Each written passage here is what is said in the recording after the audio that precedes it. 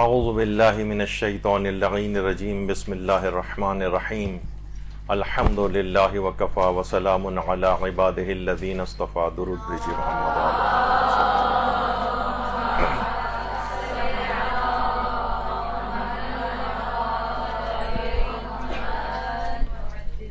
سب سے پہلے تو آپ سب لوگوں کو کائنات کے دو سچے ترین افراد کا جشن ولادت بہت بہت مبارک ہو. اور دوسری سعادت یہ ہے کہ آج ایک تو جو پرانی طالبات ہیں ہماری ان کا سیشن دوبارہ سے سٹارٹ ہو رہا ہے.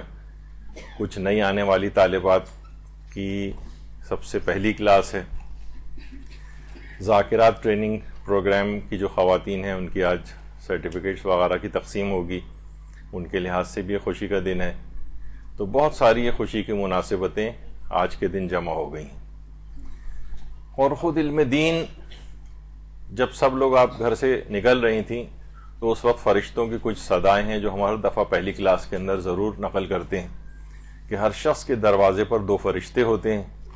جب وہ باہر نکلتا ہے تو وہ دونوں اس سے کہتے ہیں کہ دیکھو عالم بننا یا طالب علم بننا، کوئی تیسرا نہ بننا ورنہ ہلاک ہو جاؤ گے.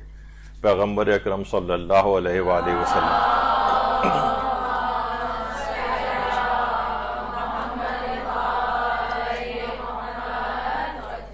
تو ماشاءاللہ آپ نے ان میں سے ایک کا انتخاب کر لیا ہے.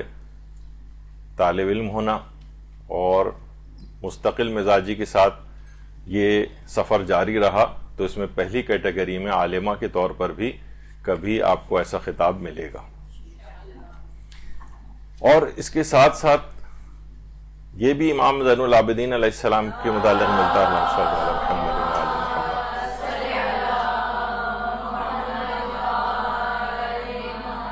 کہ چوتھے امام کے پاس جب کوئی طالب علم آتا تھا تو آپ اس سے فرماتے تھے رسول خدا کی وصیت کو خوش آمدید. اور پھر فرماتے تھے جب کوئی طالب علم اپنے گھر سے نکلتا ہے تو جس خوش کو تر پہ قدم رکھتا ہے وہ زمین اپنے 7 طبقوں کے ساتھ اس کے لیے تسبیح کرتی ہے. تو کس قدر اجر و ثواب فقط آج ہی کے دن اس قدم کو باہر نکالنے سے آپ کو حاصل ہو گیا ہوگا. یہ بات یاد رکھ لیجئے کہ ہمارے علماء بیان کرتے ہیں اس بات کو کہ ائمہ کی جو بھی چیزیں بیان ہوتی ہیں نا کہ اس کا یہ ثواب ہے، اس کا یہ ثواب ہے، یہ بطور مبالغہ نہیں ہے، یہ حقیقتاً ہے. یعنی یہ ہوتا نا کہ مبالغہ کہ بھائی آپ نے ایسا کیا تو گویا ایسا ہو جائے گا، یعنی ہم جو اپنی عام زندگی میں مبالغے سے کام لیتے ہیں، یہاں واقعتاً ایسا ہے. تو یہ ضرور ہے. اور پھر یہ کہ اللہ نے آپ کو اپنا دوست بنا لیا ہے.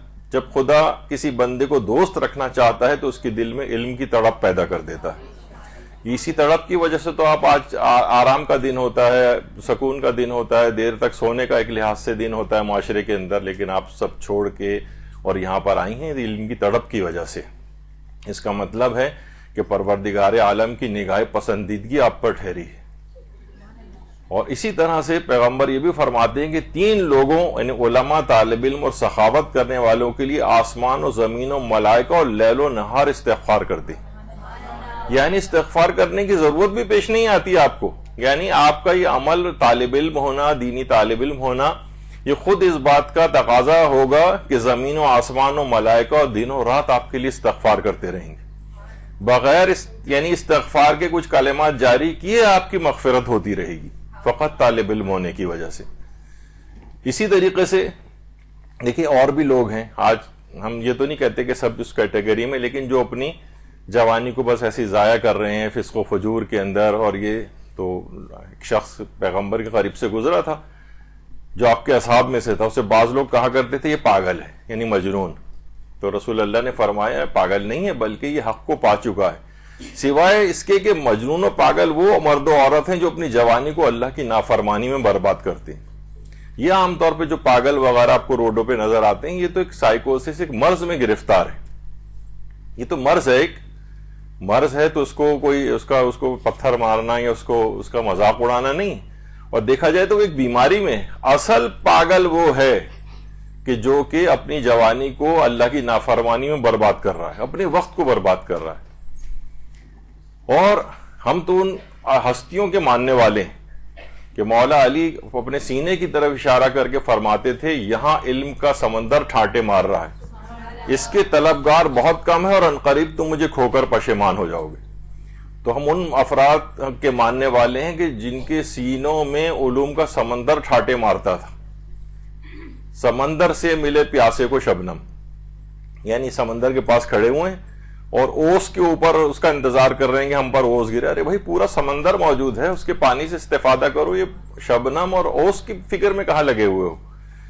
تو یہاں پر تو ہمارے یعنی ہم ان افراد کے ماننے والے ہیں.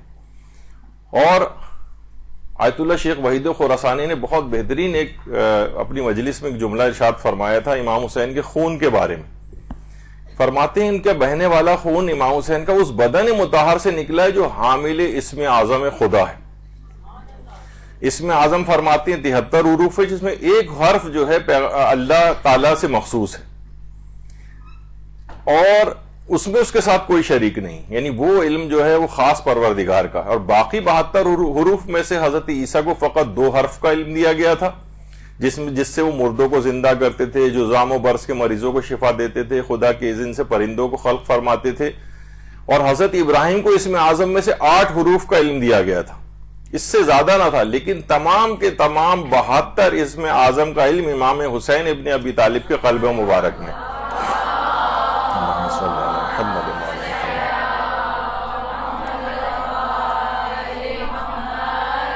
کس قدر علمی برتری ہمارے ائمہ کی، تو ان کے ماننے والوں کو کم سے کم علم کے لحاظ سے کسی اعتبار سے آگے عام افراد سے، عام جو ان کے ماننے والے نہیں ان سے کتنے میدانوں میں آگے ہونا چاہیے. یہ ہم تو صرف ان کی ہر چیز کی جب ہم سیرت کی پیروی کرتے ہیں تو ان کے علم کے لحاظ سے یہ والا شوق کیوں نہیں پیدا ہوتا کہ ہم بھی علم کے کسی مقام تک پہنچے. یعنی انبیاء تک کو میکسیمم حضرت ابراہیم کو 8 حرف کا علم دیا گیا تھا اور امام حسین کے پاس 72 کے 72 اسم اعظم خدا ان کا علم ان کے پاس تھا. اور یہی وجہ ہے کہ ہمارے 5ویں امام محمد باقر علیہ السلام فرماتے تھے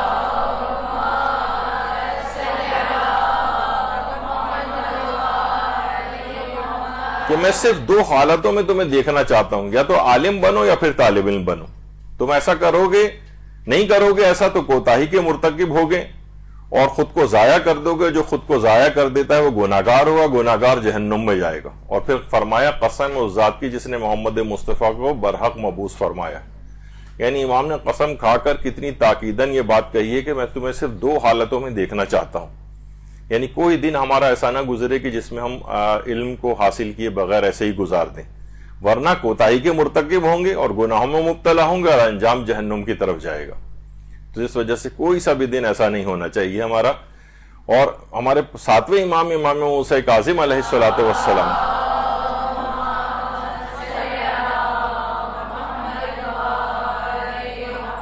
فرماتے تھے کہ میں شیعہ جوانوں میں سے کسی جوان کو دیکھوں کہ وہ علم فقہ حاصل نہیں کر رہا ہے تو میں اسے تلوار کے ساتھ ماروں.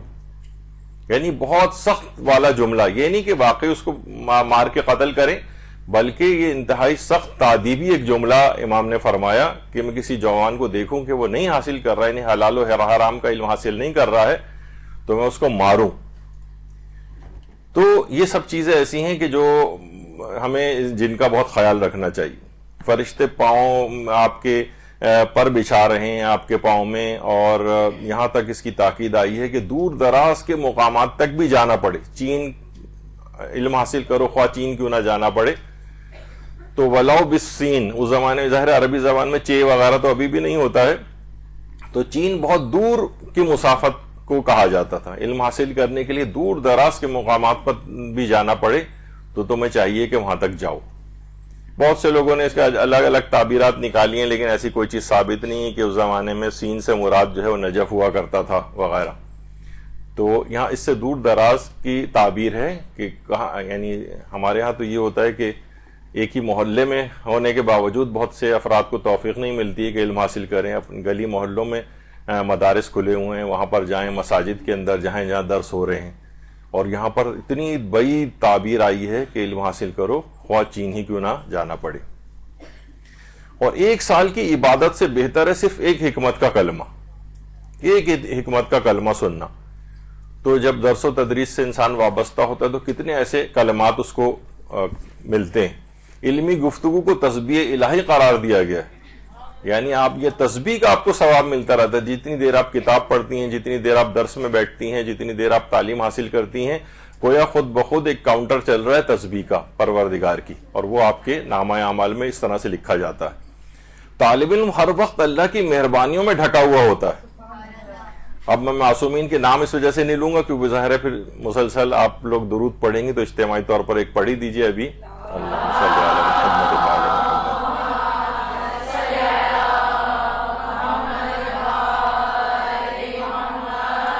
یعنی مسلسل اللہ کی مہربانیاں اور عنایتیں پروردگار کی اس کے شامل حال ہو جاتی.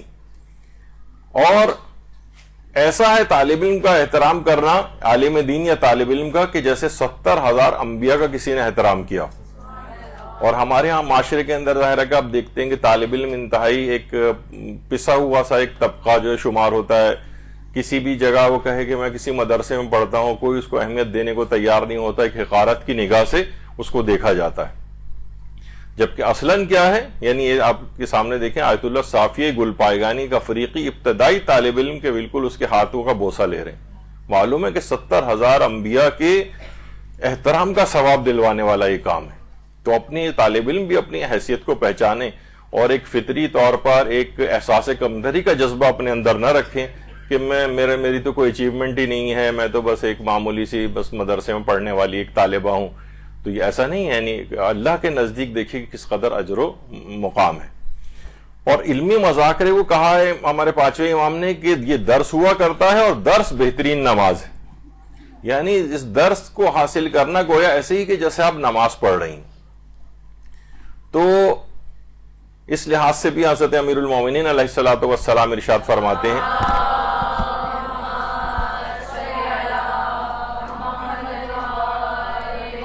کہ علم سے محبت ایک ایسا دین ہے جس سے خدا کی عبادت کی جاتی ہے، جس کے ذریعے انسان زندگی میں اطاعت گزاری اور مرنے کے بعد ذکر خیر حاصل کرتا ہے. تو اس میں انسان اپنے آپ کے اپنے نفس کو بھی مارتا ہے، جہاں کہیں جگہ مل جائے وہاں بھی جا کر بیٹھ جاتا ہے. اور اس تصویر میں ایک لحاظ سے دو پیغامات بھی ہیں. ایک تو یہ کہ انکساری علم حاصل کرنے کے لیے، اور دوسرا یہ ہے کہ اتنی لیٹ کبھی نہ آئیں کہ دروازے کے باہر آپ کو جگہ ملے. تو بہرحال یہ کہ اس کا بھی خیال رکھنا پڑے گا. اچھا، جس قدر آپ کا علم بڑھے گا اسی قدر آپ کی قدر و قیمت بھی بڑھے گی. یعنی سب سے بڑا عالم اس کو قرار دیا گیا ہے جو دوسروں کے علم سے اپنے علم میں اضافہ کرتا ہے. لوگوں میں سب سے قابل قدر وہی ہیں جو ان میں سب سے زیادہ علم رکھنے والے ہیں، اور کم قیمت لوگ وہی ہیں جو کہ کم علم والے. تو اپنی قدر و قیمت کو انسان بڑھائے صرف اپنے کپڑوں سے، اپنی گاڑی سے، بینک بیلنس سے، اس سے کسی کی قدر و قیمت نہیں بڑھتی. زیادہ سے زیادہ وہ خدام خرید سکتا ہے، لیکن نہ لوگوں میں اپنی کوئی عزت دلی طور پر اس کی بڑھتی ہے. لیکن جیسے جیسے علم حاصل ہوتا جائے گا اسی قدر آپ کو عزتیں بھی حاصل ہوتی چلی جائیں گی. لا علمی کا دیکھیے کوئی عذر قابل قبول نہیں. جس چیز کا جاننا تمہارے لیے ضروری ہے اور جس سے لا علمی کے بارے میں تمہارا عذر قبول نہیں کیا جائے گا، اس کے بارے میں پوچھا کرو. یعنی ہر وقت علم حاصل کرو، کیونکہ اللہ کے ہاں لا علمی کا کوئی عذر اس لحاظ سے برداشت نہیں. کیوں نہیں ہے؟ آپ کے پاس ہر وقت آپ کا دیکھا جائے سب کے پاس اسمارٹ فون ہے، اس کے اوپر یوٹیوب ہے اور فلاں ہے، دنیا جہان کے علماء کے اس کے اوپر لیکچرز ہیں، سارے مسائل، توضیح المسائل، ایچ اینڈ ایوری تھنگ. ایسا زمانہ تو کبھی عالم اسلام بلکہ تاریخ انسانی کے اندر پیش ہی نہیں آیا کہ ساری چیزیں آپ کے اپنے ہاتھ میں آ گئیں. ہر وقت آپ چاہیں تو علم حاصل کر سکتی. اب تو کیا کوئی عذر ہے آپ کے پاس کہ فلاں چیز مجھے پتہ نہیں تھی؟ ہر عذر آپ کے ختم ہو گئے اس اسمارٹ فون کے آنے کے بعد علی الخصوص. تو لا علمی کا کوئی عذر قابل قبول نہیں ہے. اس سے استفادہ کریں گیجٹ سے جو آپ کے ہاتھوں کے اندر آ گئے ہیں، اور اس کو فضول اسکرولنگ اور ادھر سے ادھر فضول جو میسیجز ہیں ان کو فارورڈ کرنا، اور اس کے بجائے علم واقعتاً ان سے حاصل کریں. اور یہ بھی ہے روایات میں کہ جب خدا کسی بندے کو ذلیل کرتا ہے تو اس پر علم کا دروازہ بند کر دیتا ہے. یعنی اگر کسی کو توفیق حاصل نہیں ہو رہی ہے اس بات کی، تو گویا ایک لحاظ سے ایک ذلت والا کہ اس کے لیے ایک مقام جو ہے وہ آ گیا ہے. توبہ کرے کہ پروردگار نے علم کا دروازہ مجھ پر کیوں بند کر دیا ہے. ان خواتین کے لیے بھی اس لحاظ سے بات کہی جائے گی کہ جو ماشاءاللہ سرٹیفکیٹ لے کے ذاکری کی اور چلی جائیں گی، لیکن یہ کہ کوشش کریں کہ اگر وہ یہاں پر کنٹینیو کریں تعلیم کے لحاظ سے تو بہت اپنے اندر بہتری محسوس کریں گی. ورنہ ایسا نہ ہو کہ بس وہ سرٹیفکیٹ لے کے چلیں، وہ کس کام کا اس لحاظ سے سرٹیفکیٹ ہے کہ علم میں آپ کے کوئی اضافے کا سبب تو نہیں بنے گا. تو بہرحال یہ کہ علم کا دروازہ یہ مسلسل کھلا رکھیں تاکہ اللہ کی طرف سے عزت حاصل ہوتی رہے. تو عمل سے پہلے ہمیشہ اس کا علم حاصل کرنا ہوتا ہے. علم کے ذریعے عمل کریں. یقین جانیے کہ کتنے افراد ایسے ہیں کہ جو یہاں پر سوالات بھیجتے ہیں کہ جو کہ 60 سال 70 سال عبادتیں کرتے ہوئے ہوگا اور معلوم یہ چلا کہ ابتدائی علم حاصل نہیں کیا تھا، پتہ چلا نمازیں ساری باطل ہو گئیں، ایسی غلطیاں کرتے آئے ہیں کہ روزے باطل ہو گئے ہیں، ایسی غلطیاں کر لی ہیں کہ جس سے پتہ چلا حج ان کا باطل ہو گیا ہے. تو یہ تمام چیزیں کیا ہیں؟ وجہ اس کی کیا ہے کہ علم حاصل نہیں کیا اور عمل کرتے چلے گئے. تو وہ نقائص اور غلطیوں کی وجہ سے پھر دیکھیے کہ کیا ان کے ساتھ ہوا. تو علم کے ذریعے جو عمل کرتا ہے نا، صاف رستے پر چلنے والوں کی مانند ہوتا ہے، بالکل کلیئر کٹ اس کے سامنے راستہ ہوتا ہے. اور علم حاصل نہیں ہوتا تو ہر وقت وہ سرگردان اور پریشان پھرتا ہے کیونکہ ابتدائی علم حاصل نہیں کیا ہوتا. کتنے ایسے افراد ہیں کہ جناب کل ہماری عمرے کی فلائٹ ہے اور مسائل وغیرہ تو ہم نے حاصل نہیں کیے، کوئی کاروان بھی ساتھ نہیں ہے، اب بتائیے کہ کیا کیا جائے، کل ہم عمرے کے لیے جا رہے ہیں. ارے بھائی اتنی جلدی آپ کو کس طریقے، آپ کو پہلے سے اس کی پلاننگ کرنی چاہیے تھی. عمرے کے اندر ایک خاص طور پہ ایک بیچ میں ایک چیز بات بتا دوں کہ حج میں تو بہرحال یہ ہوتا ہے کہ جیسے ہی ایام حج ختم ہوتے ہیں، ذی الحج کی آخری تاریخ آتی ہے اور مہینہ ختم ہوتا ہے، حج کا احرام چاہے حج غلطی کیوں نہ ہو، بہرحال حج کا احرام کھل جاتا ہے، پابندیاں نہیں رہتی. عمرہ جو مستحبی لوگ عام طور پر کنیکٹنگ فلائٹ سے کہیں جا رہے ہیں اور عمرہ کرتے ہوئے آ رہے ہیں، وہ اگر اپنے عمرے میں کوئی ایسی غلطی کر کے آ گئے کہ جس سے عمرہ ان کا باطل ہوتا ہے تو اس کا احرام ساری زندگی نہیں کھلتا جب تک کہ، یعنی تمام احرام کی پابندیاں اپنے وطن آنے کے بعد بھی برقرار رہیں گی. آئینہ نہیں دیکھ سکتے اور بال نہیں ٹوٹ سکتے اور کتنی بے شمار اس کی پابندیاں ہوتی ہیں. تو علم حاصل کر کے جاؤ. ایک چیز کو معلوم چلا کہ لوگ ہمیشہ علماء کے پاس آتے ہیں کہ اس چیز کو ہماری کریکٹ کر دیجئے. بھائی اتنی بڑی غلطی کر چکے ہو. بعض اوقات یہ ہوتا ہے لوگوں کے گولڈن ہینڈ شیک ملا ان کو اور انہوں نے اس کے بعد مسئلے کا علم حاصل کیا نہیں تھا اور مثلا کسی کو 50 لاکھ روپے ملے، اس کے ایسے کیسز ہوئے ہیں اور انہوں نے سوچا کہ ہم جو ہے اس کا خمس نکالنا تو واجب ہوگا، خمس نکال دیا انہوں نے اور ابھی کوئی ٹرانزیکشن ہوئی نہیں تھی. یعنی گورنمنٹ کی اگر اکاؤنٹ میں، گورنمنٹ کے بینک کے اندر کوئی اکاؤنٹ ہے اور اس کے اندر وہ پیسے اگر آ جائیں تو وہ جب تک کہ قبضہ اس کا نہ لیا جائے، کوئی ٹرانزیکشن نہ کی جائے، تب تک جو ہے اس کے اوپر خمس واجب نہیں ہوتا ہے. خمس واجب نہیں ہوا اور پہلے سے آپ نے نکال دیا تو معلوم یہ چلے گا کہ نہیں ابھی تو، یعنی وہ خمس نکلنے کے بعد بھی ادا نہیں ہوا. وہ غریب بھی لے گئے سہم سادہ تو وہ پریشان ہو رہا ہے کہ میرا تو بہت بڑا لاس ہو گیا اس میں. تو بہرحال تو علم کے ذریعے عمل کرنا صاف رستوں کے اوپر چلتا ہے، اسے کوئی پشیمانی بعد میں نہیں ہوتی. تو بہرحال دیکھیے نیکی کے کاموں میں ہمیشہ جلدی کرنی چاہیے. دن اور رات یہ آپ کو پکارتے رہتے ہیں کہ ہمیشہ نیکی کے کاموں میں جلدی کرو. اور علم کا ایک باب بھی اگر آپ نے حاصل کر لیا رضا الہی کی خاطر اور دوسرے لوگوں کو سکھایا تو خدا 70 انبیاء کا درجہ اس کو عطا فرماتا ہے. 70 انبیاء کا. اللہم صلی علی محمد.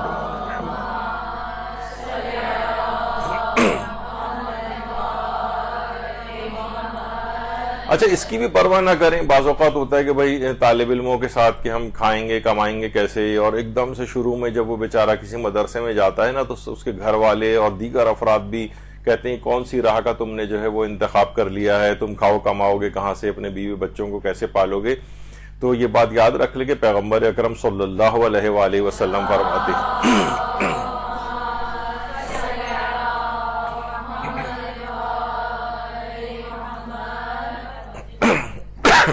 کہ جو علم حاصل کرنے میں مشغول رہے گا خدا اس کی کفالت کرے گا. یعنی خدا کفالت کرے گا. اب تمہیں پریشان ہونے کی ضرورت نہیں ہے. اور واقعتاً طالب علم جب دیکھتے ہیں تو ایسی ان کی راہیں اس سلسلے میں کھلتی ہیں. اچھا بدترین علم کی طرف بھی نہیں جانا ہے کہ جو کہ آپ کی ہدایت کو تباہ و برباد کر دے. یعنی بعض اوقات یہ ہوتا ہے کہ ایسے علوم کا بھی انتخاب کر لیا جاتا ہے جو گمراہ کرنے والے جو علوم ہیں. تو جس کے علم کے نہ جاننے سے تمہیں کوئی نقصان نہ، اس میں اپنے آپ کو مشغول مت کرو. بہت سارے اس طرح کی چیزیں سیکھ رہے ہوتے ہیں کہ جن کا نہ دنیا میں اتنا کوئی خاص فائدہ ہوتا ہے، آخرت کے لحاظ سے تو بالکل کوئی فائدہ ہی نہیں ہے، بلکہ بعض اوقات نقصان دہ چیزیں جو ہیں وہ ہو رہی ہوتی ہیں. یعنی اور بہترین علم کہا ہی اسے گیا جس کے ذریعے آپ کا عمل درست ہو جائے. اگر عمل ہی آپ کا درست نہیں ہے تو اس علم کا کوئی فائدہ ہی نہیں, اس علم کا کوئی فائدہ نہیں.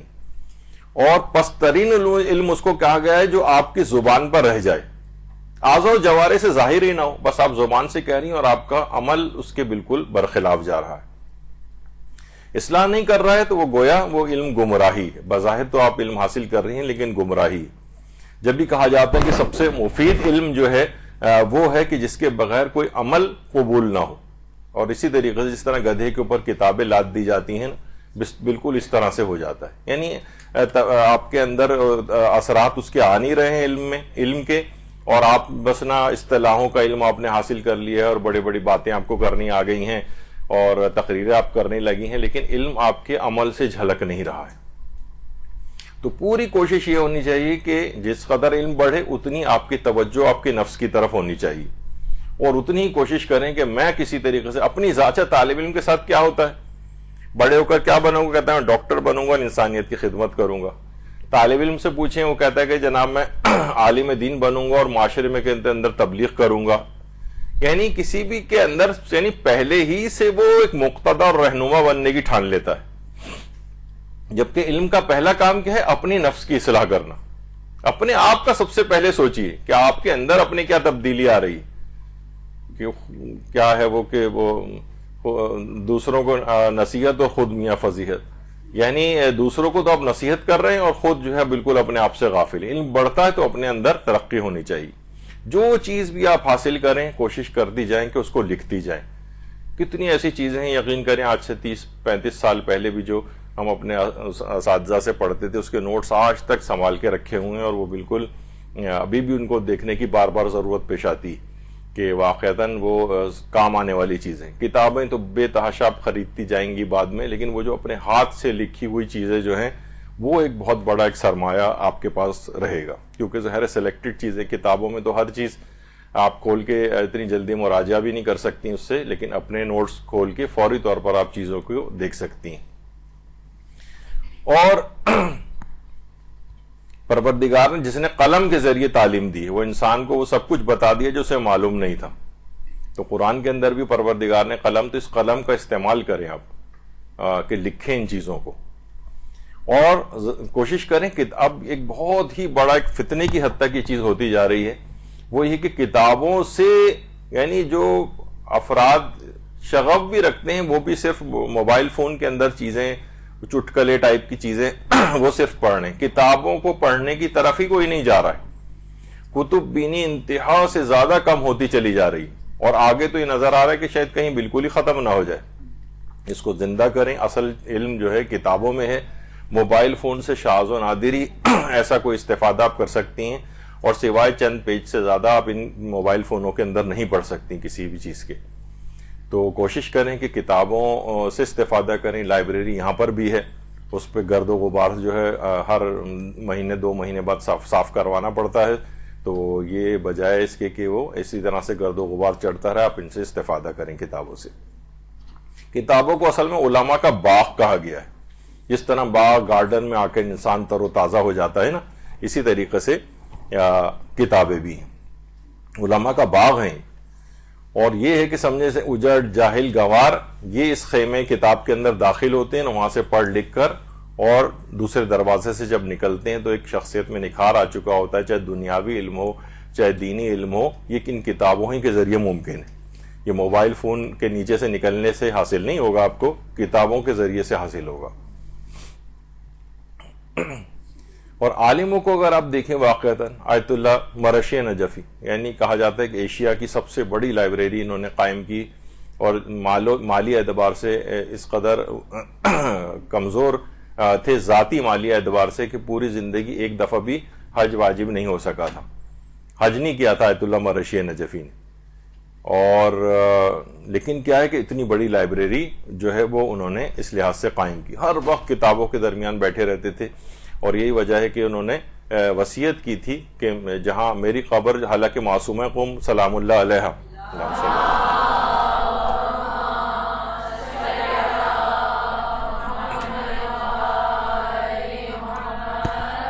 ان کی قبر کے بہت قریب دفن ہونا بالکل ان کے لیے ممکن تھا، وہیں ان کو دفن کیا جاتا ہے، لیکن وصیت کر کے گئے تھے کہ میرے جو کتب خانہ جو لائبریری میں نے قائم کی ہے وہاں کے عین دروازے کے پاس میری قبر کو قرار دیا جائے تاکہ طالب علم جب وہاں سے گزرے تو ان کے قدموں کی خاک اڑ اڑ کے میرے قبر کے اوپر آ کر گرے۔ تو یہ آیت اللہ مرشی نجفی کا ایک مقام ہے۔ علم کے لیے ہر عالم اسی طرح سے بھوکا ہوتا ہے۔ علم کو کہا جاتا ہے تنہائی کا ساتھی بھی۔ کتاب والی تنہائی یعنی وہ ہے اس میں موبائل فون کی جو اسکرولنگ جو نیوز فیڈ ہے یہ مراد اس سے نہیں جس میں فضول معلومات آ رہی ہوتی ہیں۔ اچھا، علم کا سیکھنا یہ بھی ایک عبادت قرار دیا گیا ہے۔ علم کا سیکھنا بھی عبادت ہے، اور آپ نے دیکھا کہ یہ جو لائبریری جو چاہے چھوٹی سی لائبریری کیوں نہ ہو تو اس کا عکس اس کے اوپر پڑ رہا ہے، اور یہ گویا ایسے ہی اس کتاب کا مطالعہ کرنا کہ جیسے کہ آپ عبادت میں مشغول ہیں، یعنی کتاب کا مطالعہ بالکل ایسے ہی۔ اچھا، آیت اللہ شہید مرتضیٰ مطہری بات بہت اچھی فرماتے تھے کہ ماڈرن دنیا کی ایک بیماری یہ ہے کہ بعض لوگ علم کو بغیر دین کے چاہتے ہیں۔ یہ ایک بہت بڑا آج کل کا مسئلہ ہو گیا۔ دین یعنی ہمیں علم چاہیے لیکن بغیر دین کے چاہیے۔ سیکولر مائنڈڈ، یعنی جو جتنا سیکولر مائنڈڈ ہوگا، کہا جاتا ہے وہ یہ تو بہت پڑھا لکھا آدمی ہے، بڑا انٹیلیکچوئل ہے، لیکن معلوم چلے گا کہ نظریات اس کے کیا ہیں، سیکولر ہیں، بے دین ہے۔ یہ ایک بڑا مسئلہ ہے۔ آپ سوچتے ہوں گے کون سا علم، وہ بھی تو دین کا علم ہے۔ بہرحال تو آیت اللہ ناصر مکارم شیرازی سے بھی بات پوچھی گئی کہ مدرسہ اور یونیورسٹی میں کس جگہ زیادہ واجب ہے پڑھنا۔ اس بات کے مد نظر کہ بہت سے صلاحیت والے نوجوان جو دینی تعلیم کی طرف رغبت رکھتے ہیں، مدرسہ اور یونیورسٹی میں سے کس جگہ جائیں وہ کنفیوز ہو جاتے ہیں۔ تو جواب دیا آیت اللہ ناصر مکارم نے کہ موجودہ حالات میں دینی علوم کا حاصل کرنا مقدم ہے دینی علوم کا۔ البتہ ایک گروہ کا یونیورسٹی میں پڑھنا بھی ضروری ہے تاکہ اسلامی معاشرے کے تمام شعبہ جات اچھی طرح چل سکے۔ لیکن ہمارا کیا ہے، جو بھی ذرا سا بھی جینیس طالب علم ہوتا ہے، جو ذرا سا بھی پڑھائی لکھائی میں اچھا ہوتا ہے، لوگ اس کو بھیج دیتے ہیں انجینئر، ڈاکٹر، چارٹرڈ اکاؤنٹنٹ بننے کے لیے، اور جو ڈفر وغیرہ سا ہوتا ہے اس کو کہتے ہیں اس کو مدرسے میں ڈال دو۔ تو وہ یہ والی یعنی اپنے جینیس اور بہترین صلاحیت والے نوجوان ان کو دین کی والی چیز کے اندر آپ بھیجیں۔ اور پھر کیا ہے، اچھا جب وہ اس میں ڈفر کو آپ بھیج دیتے ہیں تو اس میں جب وہ ایکسپیکٹیشن اس سے یہ ہوتی ہے کہ یہ جب ہے کہ دین پہ پڑھنے والی ہر بات کا بہترین جواب دے، اور آپ اس سے اتنی ایکسپیکٹیشن کرتے ہیں، یعنی آپ جو خام مال پرووائڈ کر رہے ہیں ناقص، اور سوچ رہے ہیں کہ پروڈکٹ بہت ہی زبردست آنی چاہیے اس سے۔ تو یہ ایک بالکل تضاد ہے معاشرے کے اندر ایک فکری۔ تو کوئی بہت باصلاحیت ہوا تو وہ جا کے اپنا کچھ مقام بنا لیتا ہے، ورنہ کیا ہوتا ہے کہ وہی پھسڈی طالب علم جو ہیں وہ دین کی فیلڈ میں چلے جاتے ہیں، اور وہاں پہ بھی کون سا ایسا وہ کارنامہ ایسا انجام دیں گے بلکہ اکثر نقصان پہنچانے کا بھی باعث بن سکتے ہیں۔ دیکھیں، دنیا کے کام تو چلتے رہیں گے۔ آپ کہیں گے بھائی ہم تو بہت گھریلو کام کاج اور اس کے اندر بھی مصروف رہتے ہیں، عورتوں کی بہت مصروفیات بچوں کی اور گھر کے حوالے سے ہوتی ہیں، اتنا وقت کہاں ملتا ہے۔ عام طور پر شادی شدہ خواتین اسی کا ہی رونا زیادہ روتی نظر آتی ہیں۔ تو بہرحال ابھی میں آگے چل کر مثالیں دوں گا آپ کو۔ ہمارا تو ہے ہی عنوان، ابھی بیچ میں تو ذرا تمہیدی گفتگو آ گئی علم کے حوالے سے کہ خواتین کے علم دین کے حصول میں نمونہ عمل مثالیں کون سی ہیں۔ اگرچہ اس پہ بھی کئی درس ہو سکتے تھے، لیکن کوشش کریں گے آج جس قدر بھی بات آئے۔ تو دیکھیں کتنے بڑے بڑے علماء گھریلو کام کا یعنی سب اپنے درس و تدریس کے ساتھ یہ سب چیزیں انجام دیتے ہیں۔ بعض اوقات سلائی کڑھائی بھی کرتے ہوئے آپ کو جو ہے وہ نظر آ سکتے ہیں۔ تو یہ دنیا کی آیت اللہ نوری حمدانی یہ اپنا سودا سلف وغیرہ خریدتے پھر رہے ہیں بازار سے۔ تو اتنے بڑے بڑے عالم ہونے کے باوجود بھی گھریلو کام کاج وہ لوگ بھی اس طرح سے انجام دیتے ہیں۔ تو دیکھیے وقت جو ہے نا تیزی کے ساتھ چلتا ہوا جا رہا ہے۔ کہا جاتا ہے نا کہ گھڑی کی جو ٹک ٹک کی آواز آ رہی ہوتی ہے، اس کو آپ معمولی نہ سمجھیں، زندگی کے درخت پر کلہاڑے کے وار ہو رہے ہیں اور یہ درخت کٹتا چلا جا رہا ہے۔ آپ نے دیکھا کہ جو زندگی کے سارے مراحل ہیں، بچہ ہے، پھر بڑا ہوا، جوان ہوا، ڈگری لی، آفس جانے لگا، اور پھر اس کے بعد ہوتے ہوتے کمر جھک گئی، یہاں تک کہ قبر میں پہنچ گیا۔ اس واقعتاً اس کو دیکھ لیا جائے کہ اس میں عمر کے کون سے والے مرحلے میں ہم ہیں اور کتنے مرحلے صرف باقی رہ گئے فائنل ڈیسٹینیشن تک پہنچنے کے لیے۔ سب کے پاس ایک ہی ہے، سب اسی طریقے سے جا کر خاک میں مل جائیں گے، اور وہ سب برابر ہو جائیں گے۔ سارے لڑائی جھگڑے، خاندانی چیزیں اور بہانے بازیاں سب دھری کی دھری رہ جائیں گی، اور سب ایک جگہ کے اوپر اس طرح سے چلے جائیں گے۔ یہ ایک جو ہر ایک شخص کو ایک زندگی کی ایک حاصل ہے. اس میں آپ دیکھ لیں گے آپ کے پاس کتنا ٹائم ہے, اور سب کو ٹائم تقریباً اللہ کی طرف سے یکساں دیا گیا ہے. اب دیکھ لیں کہ سب لوگ اس میں کون ہے جو اپنی عاقبت کو جو ہے وہ بخیر کر لے. اب ہم دیکھتے ہیں بہت ساری جو ہماری جو مختلف خواتین ہیں جو کہ ہمارے نمونے عمل مثالوں کے طور پر بھی ہم ان کو دیکھ سکتے ہیں. وہ یہ کہ دیکھیے ان کا پہلے بھی بہت دفعہ ان کا ذکر کر چکے ہیں. خواتین مجتہدہ کا نام آپ نے شاید ہی اکثر طالبات نے پہلی دفعہ سنا ہوگا, بانو نصرت امین اصفہانی. بانو نصرت امین اصفہانی ماشاءاللہ سے یعنی ایک ایسی خاتون تھیں کہ یعنی ان کو زینت السادات بھی کہا جاتا تھا, زینت السادات. اور یہ خواتین مجتہدہ کے طور پر جو ہے وہ مشہور ہیں. اور 15 سال کی عمر میں ان کی شادی ہو گئی تھی, اور 20 سال کی عمر میں انہوں نے تعلیم دین کا آغاز کر دیا تھا. اور 40 سال کی جب عمر ان کی ہوئی تھی تو انہوں نے اربعین الہاشمیہ کے نام سے ایک کتاب لکھی تھی, یعنی 40 ہاشمی روایات اور احادیث کے نام سے.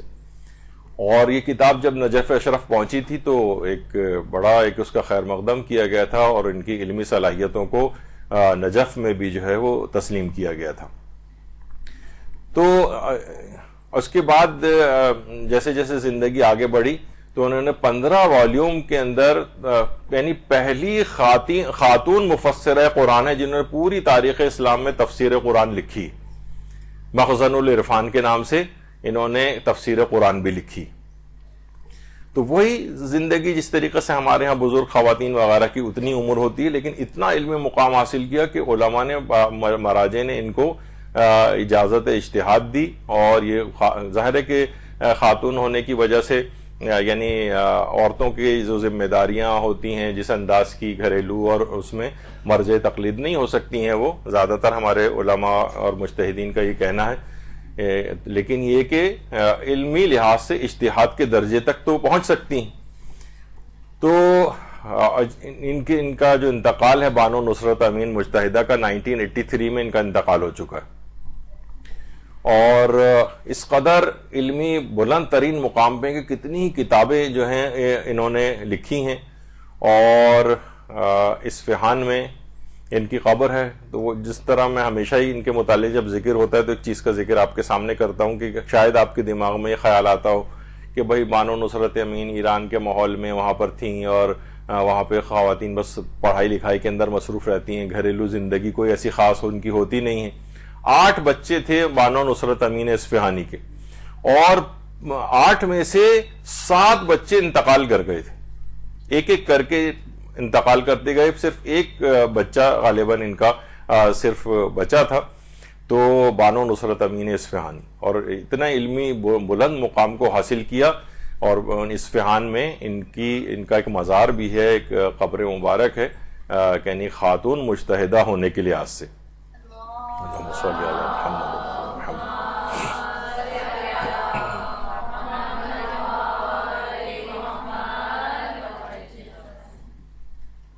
یہ ان کی سیر و سلوک اور مختلف کتابیں بھی اس موضوع کے اوپر جو ہے وہ لکھی گئی. دوسری خانم زہرا صفاتی, یہ اب بھی موجود ہیں ماشاءاللہ, حیات ہیں اور درجہ اجتہاد کے اوپر فائز ہیں ایران میں, اور بانو مجتہدہ صفاتی کے نام سے مشہور ہیں. اور ان کو علماء نے اجازہ روایت بھی دیا ہے اور اجازہ اجتہاد بھی دیا ہے. دونوں میں تھوڑا سا ایک فرق ہوتا ہے, اجازہ روایت بھی دیا ہے اور اجازہ اجتہاد بھی دیا ہے. آیت اللہ فاضل لنکرانی نے ان کو اجازہ روایت دیا. اس کے علاوہ آیت اللہ صافی گل پائگانی کا اجازہ اجتہاد ہے, آیت اللہ جعفر سبحانی کا بھی ہے. یعنی ان کو باقاعدہ یعنی خاتون مجتہدہ کے طور پر, اور ان کی جو خاص ان کی اسپیشیلٹی تھی لڑکیوں کے بلوغ کے سلسلے میں, اس پہ ان کی ریسرچ ہے بہت زیادہ, اور برتھ کنٹرول وغیرہ کے سلسلے میں انہوں نے دیے ہیں. اور قم میں جو خواتین کا جو حوزہ ہے اس میں سطوح عالی کی جو اساتذہ ہیں, اساتید ہیں, ان میں ان کا ایک شمار ہوتا ہے. اور جب یہ ویٹیکن گئی تھیں تو انہوں نے پوپ نے بھی ان سے ملاقات کی تھی, اور یعنی ایک بہت بڑا ایک علمی مقام ہے خانم زہرا صفاتی کا. اور ابھی بھی میں نے جیسے کہا کہ ماشاءاللہ حیات ہیں. اور دیکھیے لیکن ہمارے ہاں کیا ہوتا ہے کہ مختلف اداکاروں اور گلوکاروں اور ان سب کے نام تو سب کو ایسے ایسے یاد ہوں گے، لیکن موجودہ زمانے میں عورت مجتہدہ موجود ہیں لیکن کسی کو ان کا پتہ نہیں، ان کے نام سے بھی واقفیت نہیں. اور ماشاءاللہ ان کے جو شوہر ہیں حسن احمد فقیہی یزدی، یہ خود اجتہاد کے درجے کے اوپر فائز ہیں. تو بہرحال آپ نے دیکھا کہ آج بھی خواتین ایسی ہیں جو بڑے علمی مقامات کو اس لحاظ سے حاصل کر رہی ہیں. اچھا ضروری نہیں ہے کہ دیکھیے کہ یہ جو ہے ہر کوئی جو ہے ایک بہت بڑی عالم اور مجتہدہ ہی بنے. میں تو صرف ایک اس لحاظ سے آپ کو چند مثالوں کے طور پر بتا رہا ہوں یہ چیز. اور بھی علوم ایسے ہیں کہ جس سے اسلام کی خدمت ہو سکتی ہے. مثلا فریدہ مہدوی دامغانی، یہ ایران میں ہیں اور 7 زبانوں کی ماہر ہیں. 7 زبانوں کی ماہر ہیں. عربی اور فارسی تو آتی ہی ہے، اس کے علاوہ فرینچ ہے، اٹالین، اسپینش، لیٹن، پورچگیز، یہ تمام 7 زبانوں کی ماہر ہیں. اور انہوں نے قرآن کا فارسی سے انگلش میں ترجمہ جو ہے وہ کیا ہے. اور اس کے علاوہ پوری صحیفہ کاملہ کا فارسی سے فرینچ زبان کے اندر ترجمہ کیا ہے. اور اسی طریقے سے جو نفس المحموم جو شیخ عباس قمی کی کتاب ہے اس کا جو ہے وہ فرینچ میں ترجمہ کیا ہے. اس کے علاوہ خطبہ فدق ہے اور خطبہ غدیر ہے، دعائے عرفہ ہے امام سجاد کی اور امام حسین علیہ السلام کی. اور اس کے علاوہ دعائے ندبہ ہے، اس کا ترجمہ فرانسیسی اور مختلف زبانوں میں. اس کے علاوہ دعائے عہد کا، دعائے ابو حمزہ صومالی کا، دعائے کمیل کا. زیارات میں زیارت آل یاسین ہے مثلا. اور اس کے علاوہ جو زیارت جامع کبیر ہے، زیارت ناہیہ ہے، زیارت عاشورہ ہے، زیارت وارثہ ہے. ان کے فارسی اور عربی سے فرینچ اور مختلف زبانوں کے اندر انہوں نے ترجمے کی ہیں. اپنی اس صلاحیت کو، زبانوں کی جو صلاحیت حاصل کی ہے اس کو اسلام کے لیے وقف کیا ہے. یہ نہیں کہ اس سے عشقیہ ناول لکھنے شروع کر دیے اور ان کے ٹرانسلیشن شروع کر دی. اسلام کے لیے اس کی اپنی خدمات کو انہوں نے رکھا ہے. اور دفتر رہبری معظم کی طرف سے ان کو باقاعدہ میڈلز وغیرہ بھی دیے گئے ان کی خدمات کے اعتراف میں. درود بھیجیے محمد.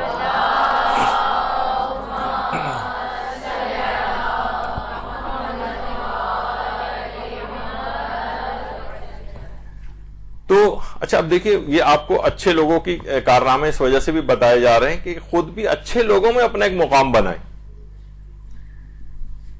منیر نیازی ہمارے ایک شاعر تھے، ایک ظاہر بڑے سینئر موسٹ شاعر.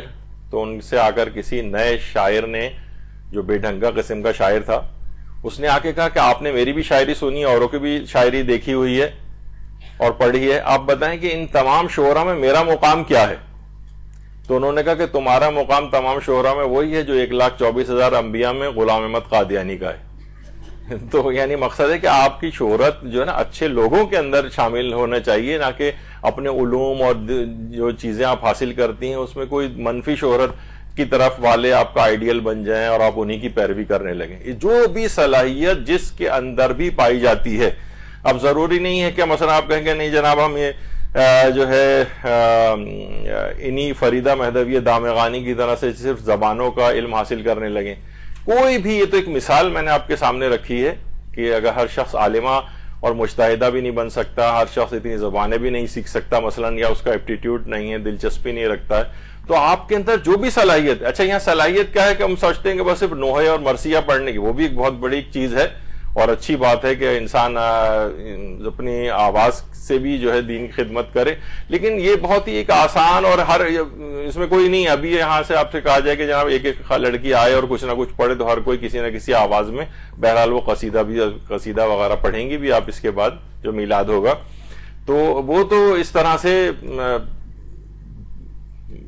باتھ روم سنگرز جو ہے ہمارے ہاں جو مشہور ہوتے ہیں، تو بہرحال وہ اس طرح سے جو ہے نا اس کے اندر بھی آ گئے ہر شخص اپنی آواز میں. لیکن دین کی اصل خدمت جس سے دین کی پروموشن ہو، تبلیغات ہوں، معاشرے کے اندر تبدیلی نظر آئے، وہ والی اپنی خدمات کو رکھنا چاہیے. اسی طریقے سے مثلا اب اگر آپ دیکھیں کہ الغدیر جو کتاب لکھی گئی ہمارے آیت اللہ عبد الحسین الامینی کی جنہوں نے 11 والیوم کے اندر جو انسائکلوپیڈیا صرف غدیر کے موضوع کے اوپر لکھا ہے کہ ایسی چیز ہو گئی مولا امیر المومنین کی امامت کے سلسلے میں کوئی اس کا جواب لانے سے عاجز ہے. 11 والیوم کے اندر انہوں نے صرف اور صرف غدیر کے واقعے کو ایسا قلم بند کر دیا ہے تمام تر اشکالات کو دفع کر کے کہ وہ ایک بہترین کتاب اس طرح سے خدمت. یہ ہے آیت اللہ عبد الحسین الامینی. یعنی اپنی ایک صلاحیت کو خاص طریقے سے انہوں نے استعمال کیا. کہہ رہے ہیں اس کی 11 جلدیں لکھنے میں انہیں 40 سال کا عرصہ لگا تھا اور روزانہ آپ 17 گھنٹے مطالعہ فرماتے تھے اور فرماتے تھے کتاب الغدیر کی تالیف کے لیے میں نے 10,000 کتابوں کو پہلے صفحے سے آخری صفحے تک پڑھا ہے اور اس تحقیق میں تقریباً 1,00,000 کتابوں کی طرف رجوع کیا. محنت کی نا, صلاحیت تھی. اسی جتنا عام طور پر بوڑھے حضرات ہوتے ہیں وہی عمر پا کے عبد الحسین امینی بھی دنیا سے گئے. اسی طریقے سے سب لوگ اسی طرح سے اپنی عمریں پوری کر کے جا رہے ہیں اور آج ہم ان کا ذکر کر رہے ہیں اور ہم کوئی ایسا کام نہیں کر سکے تو ہمیں تو یعنی آنے والی ایک نسل کے بعد ہی لوگ ہمارا نام بھی بھول جائیں گے کہ رشتہ داروں کے اندر بھی کہ کون صاحب یا صاحبہ تھے. تو بہرحال اس لحاظ سے ایک اپنی زندگی کو ایک باصلاحیت ایک بنائیں اور اس کو کچھ اسلام کے لیے وقف کریں. اسی طریقے سے جب اتنی آپ نے 11 جو ان کی والیوم کے اندر کتاب پڑھی ہے تو اس میں علامہ امینی فرماتے تھے کہ جو بھی شخص درود پڑھنے کے بعد وجل فرجہم کہے میں کتاب الغدیر کے لکھنے کے ثواب میں اس کو شریک کرتا ہوں.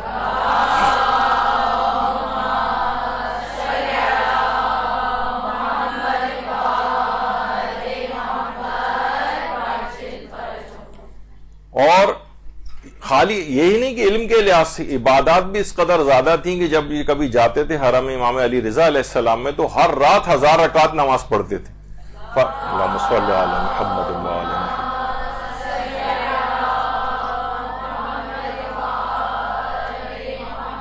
لوگ کہتے تھے 1000 رکعت پڑھنے سے آپ تھکتے نہیں؟ کہنے لگے جب مچھلی پانی میں تیرنے سے خستہ تھکتی نہیں ہے تو میں کیسے تھک سکتا ہوں.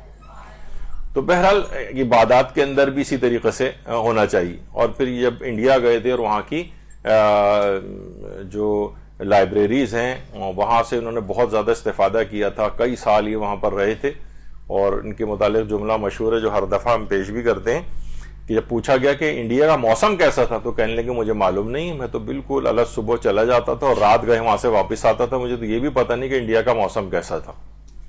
تو یہ ہر وقت اس قدر مطالعے کے اندر مشغول ہوتے تھے اور وہ زمانہ وہ بھی نہیں تھا کمپیوٹر وغیرہ کے ذریعے چیزیں نکالنے کا. لائبریریاں جاتے تھے, وہاں سے کتابوں کو کھنگالتے تھے اور پھر اتنے عرصے میں 40 سال کے عرصے میں.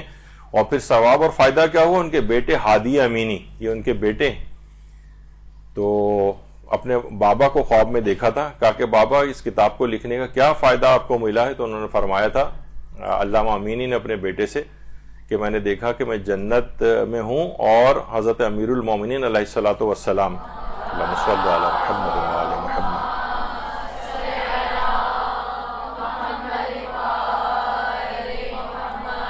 سب کو ایک ظرف اور برتن سے حوض کوثر سے سیراب کر رہے ہیں, لیکن اس حوض کوثر سے فرماتے ہیں کہ حضرت امیر المومنین نے اپنے چلو میں حوض کوثر کو لیا اور اس کا پانی مجھ کو پلایا. تو یہ آپ سوچیں کہ ایک علم امیر المومنین کے ایک حق جو امامت تھا اور ولایت اور خلافت کا جو ان کا حق تھا پروردگار کے عالم کی طرف سے, تو اس کا دفاع انہوں نے کیا, اس کے لیے کتاب لکھی, خدمات ہوئیں اور یہاں تک کہ اتنا بڑا مقام کو حاصل کیا کہ حضرت امیر نے اپنے چلو سے ان کو حوض کوثر سے سیراب کیا. تو یہ تمام چیزیں دیکھیے اس طرح سے ہیں. اسی طریقے سے خانم طاہرہ صفار زادے, اچھا ہم کیونکہ مختلف فیلڈ سے, ویسے تو اور بہت ساری, یہ خاتون شاعرہ تھیں اور مترجم تھیں, یعنی ترجمہ بھی کیا کرتی تھیں اور انہوں نے قرآن کا فارسی سے انگلش ٹرانسلیشن کیا اور تہران کے ایک ہاسپٹل کے اندر ان کا جو ہے انتقال ہو گیا تھا اور اب تو خیر اس دنیا کے اندر موجود نہیں ہے, لیکن یہ بھی بہت پڑھی لکھی خاتون تھی. ایک مقام انہوں نے حاصل کیا اور انہوں نے قرآن کے فارسی سے انگلش ٹرانسلیشن کے اندر اپنی, اس میں ہم عام طور پہ ہمارے شاعر حضرات جو ہیں وہ صرف شعر وغیرہ کہنے کی حد تک ہی رہتے ہیں, چلیں وہ ایک فیلڈ ہے, لیکن انہوں نے اپنی اس صلاحیت کو اور زبان دانی کی اس قدرت کو قرآن کے ترجمے کے اوپر لگایا. تو بہرحال یہ اس لحاظ سے ان کی بڑی خدمات ہیں. اسی طریقے سے حاجیہ خانم ربابہ الہی، بہت ساری کتابوں کی ان خاتون نے جو ہے وہ تالیف کی ہے، سیر و سلوک اور عرفان اور توحید کے موضوع پر کتابیں لکھی ہیں، اور 2 مرتبہ پورے قرآن کو اپنے ہاتھوں سے بھی تحریر کیا تھا۔ ساری زندگی انہوں نے بہرحال شادی نہیں ان کی ہوئی تھی، اور 65 سال کی عمر میں کینسر کے مرض میں مبتلا ہو کر انتقال کیا تھا اصفہان میں۔ تو بہرحال ان کا بھی ایک بڑا ایک علمی لحاظ سے ایک مقام ایران کے اندر سمجھا جاتا ہے، اور ایک صلاحیت انہوں نے حاصل کی۔ اسی طریقے سے آمنہ بیگم مجلسی، یہ کون ہے؟ یہ ملا تقی مجلسی، اور جو کہ علامہ مجلسی کے والد، جن کی کتاب بہار الانوار ہے۔ یہ تو خیر ان کے شوہر تھے ملا صالح مازندرانی، جنہوں نے شرح اصول کافی لکھی تھی۔ ان کے شوہر بھی بہت بڑے علمی مقام کے اوپر تھے، اور علامہ مجلسی کی یعنی علامہ مجلسی اول یعنی تقی مجلسی، جو علامہ باقر مجلسی کے والد تھے، ان کی بیٹی تھیں، اور علامہ باقر مجلسی جنہوں نے بہار الانوار لکھی ہے ان کی بہن تھی، اور ملا صالح مازندرانی جنہوں نے شرح اصول کافی لکھی ہے، یہ جو آپ کے سامنے جن کی تصویر آ رہی ہے، ان کی یہ بیوی تھی۔ اور ان کی ویسے ظاہر تصویر تو اویلیبل نہیں ہے، لیکن یہ خود اجتہاد کے درجے کے اوپر فائز تھی، بیگم آمنہ بیگم مجلسی۔ اور بہار الانوار کی جو 110 جلدیں ہیں بہار الانوار کی اصلی، تو اس کی کئی جلدوں کی تالیف میں انہوں نے علامہ باقر مجلسی جو ان کے بھائی تھے ان کی مدد بھی کی تھی، کیونکہ خود خاتون مجتہدہ تھیں، اور ان کی اپنی نسل سے 2 بڑے بڑے مجتہدین جو ہیں پیدا ہوئے ہیں، کہ علامہ وحید باقر بیبہانی، یہ ایک بہت ہی بڑے استاد الکل اور علم اصول کے بہت ہی بڑے اصولین کا جو مکتب فکر ہے، سمجھیں کہ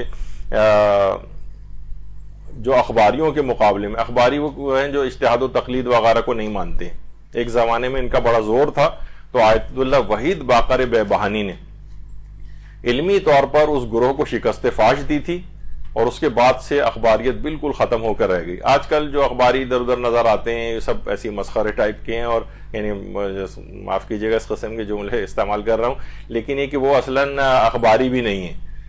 اصل جو اخباری جو پہلے گزرے ہیں، یعنی سمجھیں ان کو مکمل شکست فاش آیت اللہ وحید باقر بیبہانی نے دی تھی۔ یہ خود انہی کی نسل سے ہیں، یہ جو بیگم آمنہ بیگم مجلسی جو ہے۔ اور دوسرے ایک اور خاص طور پر یہ ہیں علامہ وحید باقر بیبہانی، اور اس کے بعد دوسرے جو ان کی نسل سے مجتہد ہیں وہ آیت اللہ حسین بروجردی ہیں، یعنی ان خاتون مجتہدہ کی نسل سے کتنے بڑے بڑے مجتہدین جو ہیں وہ پیدا ہوئے ہیں۔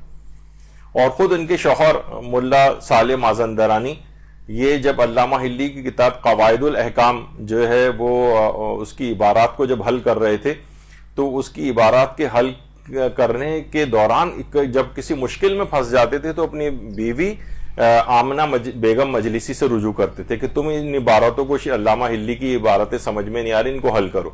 اور بعض اوقات کسی جگہ کاپی کے اندر بھی وہ ان کا مطالعہ کرتی تھی، ان کے نوٹس، اور جہاں وہ مشکل میں گرفتار ہوتے تھے اور اٹھ کر جاتے تھے تو وہ اس کے نیچے اس عبارت کا حل تحریر فرما دیا کرتی تھی۔ یعنی علم میں اتنے بڑے مقام کے اوپر یہ فائز تھی۔ اور اصفہان میں آج بھی آمنہ بیگم مجلسی کا اس لحاظ سے مزار موجود ہے، تخت فولاد کا جو علاقہ ہے۔ اللہم صلی علی محمد و علی محمد۔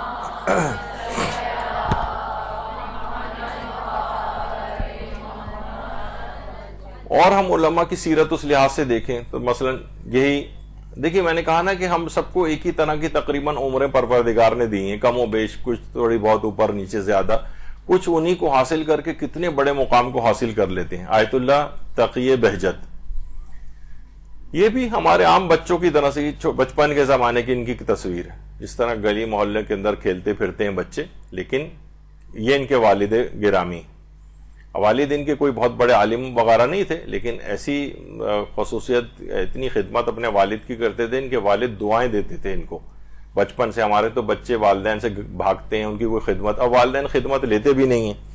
یہ بھی ایک بہت بڑا مسئلہ ہمارے ہاں ہے کہ والدین نے تربیت اولاد کے دیکھیے بہت سارے اصولوں کے اندر یہ بھی ہے کہ بچوں سے توفیقات، والدین اپنا بس گزارا کر رہے ہوتے ہیں، مثلا بچوں کی کچھ ذمہ داریاں ایسی ہونی چاہیے کہ آئے وہ مثلا باپ کی ٹانگیں دبائے اس سے جسمانی خدمت بھی لیں، پانی خود اٹھ کر پی سکتے ہیں لیکن پھر بھی اس سے کہیں کہ تم ہمیں پانی پلاؤ، اس سے اس کی اٹیچمنٹ بھی آپ کے ساتھ بڑھے گی.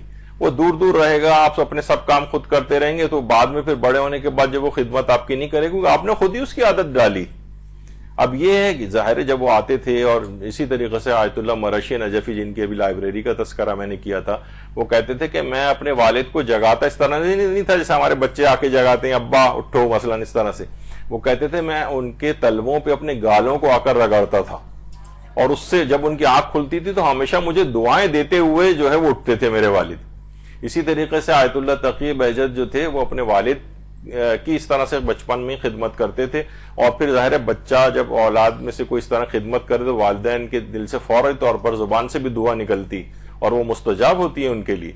تو یہ جو اپنے بچوں کو اس لحاظ سے کاٹا گیا ہے تو بیچ میں بات آ گئی ایسی. تو بہرحال یہ ان کے والد تھے. تو اب جو ہے اس مراحل کو بچپن ہی سے اس طرح سے اس وقت کو انہوں نے ضائع نہیں کیا آیت اللہ تقی بہجت نے، اور عمر کے مراحل طے کرتے ہوئے آگے بڑھتے گئے.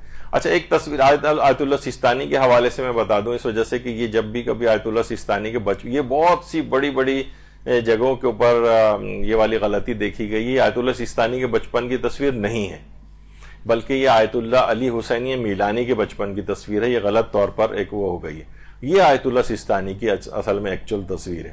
تو اپنے وقت کو دیکھیے، وہ ضائع نہیں کیا، بچپن ہی سے آیت اللہ خوئی جیسا استاد جو ہے وہ ان کو دستیاب ہو گیا، اور پھر یہ دونوں اس طرح سے ساتھ چلتے رہے کہ دونوں اتنے بڑے مجتہد ہو گئے لیکن ساتھ انہوں نے چھوڑا نہیں. اور ان کی اس قدر اپنے استاد کے سلسلے میں، یعنی آیت اللہ خوئی کی اپنی زندگی میں بھی آیت اللہ سیستانی جو ہے وہ مجتہد اور اجتہاد کے درجے تک پہنچ گئے تھے، لیکن اپنی توضیح المسائل ہرگز شائع نہیں کی جب تک کہ آیت اللہ خوئی حیات رہے اپنے استاد کے احترام میں. یہ نجف کے اندر خاص طور پر جو ایک بڑی سیرت ہے علماء کی، اپنے استاد کا اس قدر احترام کہ درجہ اجتہاد پہ فائز ہونے کے باوجود بھی اپنے آپ کو تقلید کے لیے پیش نہیں کرتے.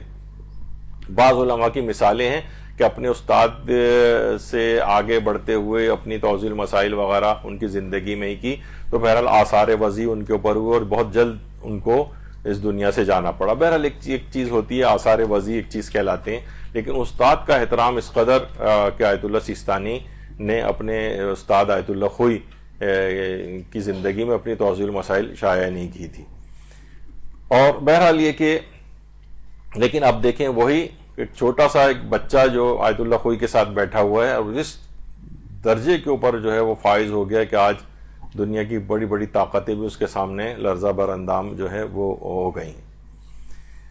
اور یہ نہیں، اچھا دیکھیے پورے گھر کا بھی ایک ماحول بنانا پڑتا ہے. ہمارے ہاں یہ ہوتا ہے کہ عام طور پر کوئی اگر دینی تعلیم میں آ جائے تو اس کے بچے پتہ نہیں نہ جانے کیوں برگشتہ ہو جاتے ہیں دین سے، یا یہ کہ یعنی اگر پورا ہی سلسلہ ایسا رہے. اب میں جیسے آیت اللہ سیستانی کی مثال ابھی آپ نے دی بچپن سے، یہ ان کے والد ہیں آیت اللہ باقر سیستانی، یہ خود مجتہد تھے، اور یہ آیت اللہ سیستانی کے دادا ہیں علی سیستانی، جس سے ان کا اپنا نام علی سیستانی ہے، انہی کے نام پر ان کا آیت اللہ سیستانی کا بھی نام ان کے والد نے رکھا تھا. ان کے دادا یہ خود اس زمانے میں قاضی القضات اور بہت بڑے عالم دین تھے. آیت اللہ محمود سیستانی، یعنی پورا گھرانہ ہی علم دین کے اندر ہے. اس سے بہت دیکھیے بعض اوقات ہوتا ہے نا کہ ایک خاندان میں ایک ڈاکٹر ہے تو وہ بچے بھی ڈاکٹر اور فلاں بھی ڈاکٹر، تو بہرحال سب کو بہت سپورٹ ایک دوسرے سے ہو جاتی ہے. ہمارے یہاں ہر آدمی بالکل سولو فلائٹ لے کے اکیلا اکیلا چل رہا ہوتا ہے تو کوئی نئی نتیجہ نکلتا اس کا. آیت اللہ محمود سیستانی، ان کا کافی عرصے پہلے انتقال ہو گیا ہے آیت اللہ محمود سیستانی کا، یہ ان کے بھائی تھے. اور اسی طریقے سے یہ آقا شہرستانی یہ داماد ہیں آیت اللہ سیستانی کے. ایک داماد ہیں ایران میں جو پورا وہاں کا مکتب آیت اللہ سیستانی چلاتے ہیں، اور دوسرے داماد ہیں آیت اللہ آقا مرتضی کشمیری. یہ اکثر پاکستان بھی آتے رہتے ہیں، اردو بھی ان کو تھوڑی بہت آتی ہے اور اردو میں خطاب بھی کرتے ہیں. یہ داماد ہیں آیت اللہ سیستانی کے. اور یہ پوری جو صف بیٹھی ہوئی نظر آ رہی ہے آپ کو، یہ آیت اللہ سیستانی کے پوتے ہیں، سارے کے سارے عالم دین، اور ایک سے ایک جینیس ہے اس کے اندر. اس میں بہت سے ایسے ہیں جو عام دنیاوی تعلیم میں انہوں نے ٹاپ کیا ہے پورے عراق کے اندر، لیکن انہوں نے کہا کہ ہم جو ہے نا وہ اس طرف نہیں جائیں گے، بلکہ ہمارے اجداد جس طریقے کے اوپر ہیں اجتہاد کی لائن میں، ہم وہی لائن کو اختیار کریں گے. سارے کے سارے آیت اللہ سیستانی کے پوتے ہیں. تو ایک پوری خاندانی ایک سپورٹ ہوتی ہے، ایک دوسرے سے بہت سیکھتا ہے انسان.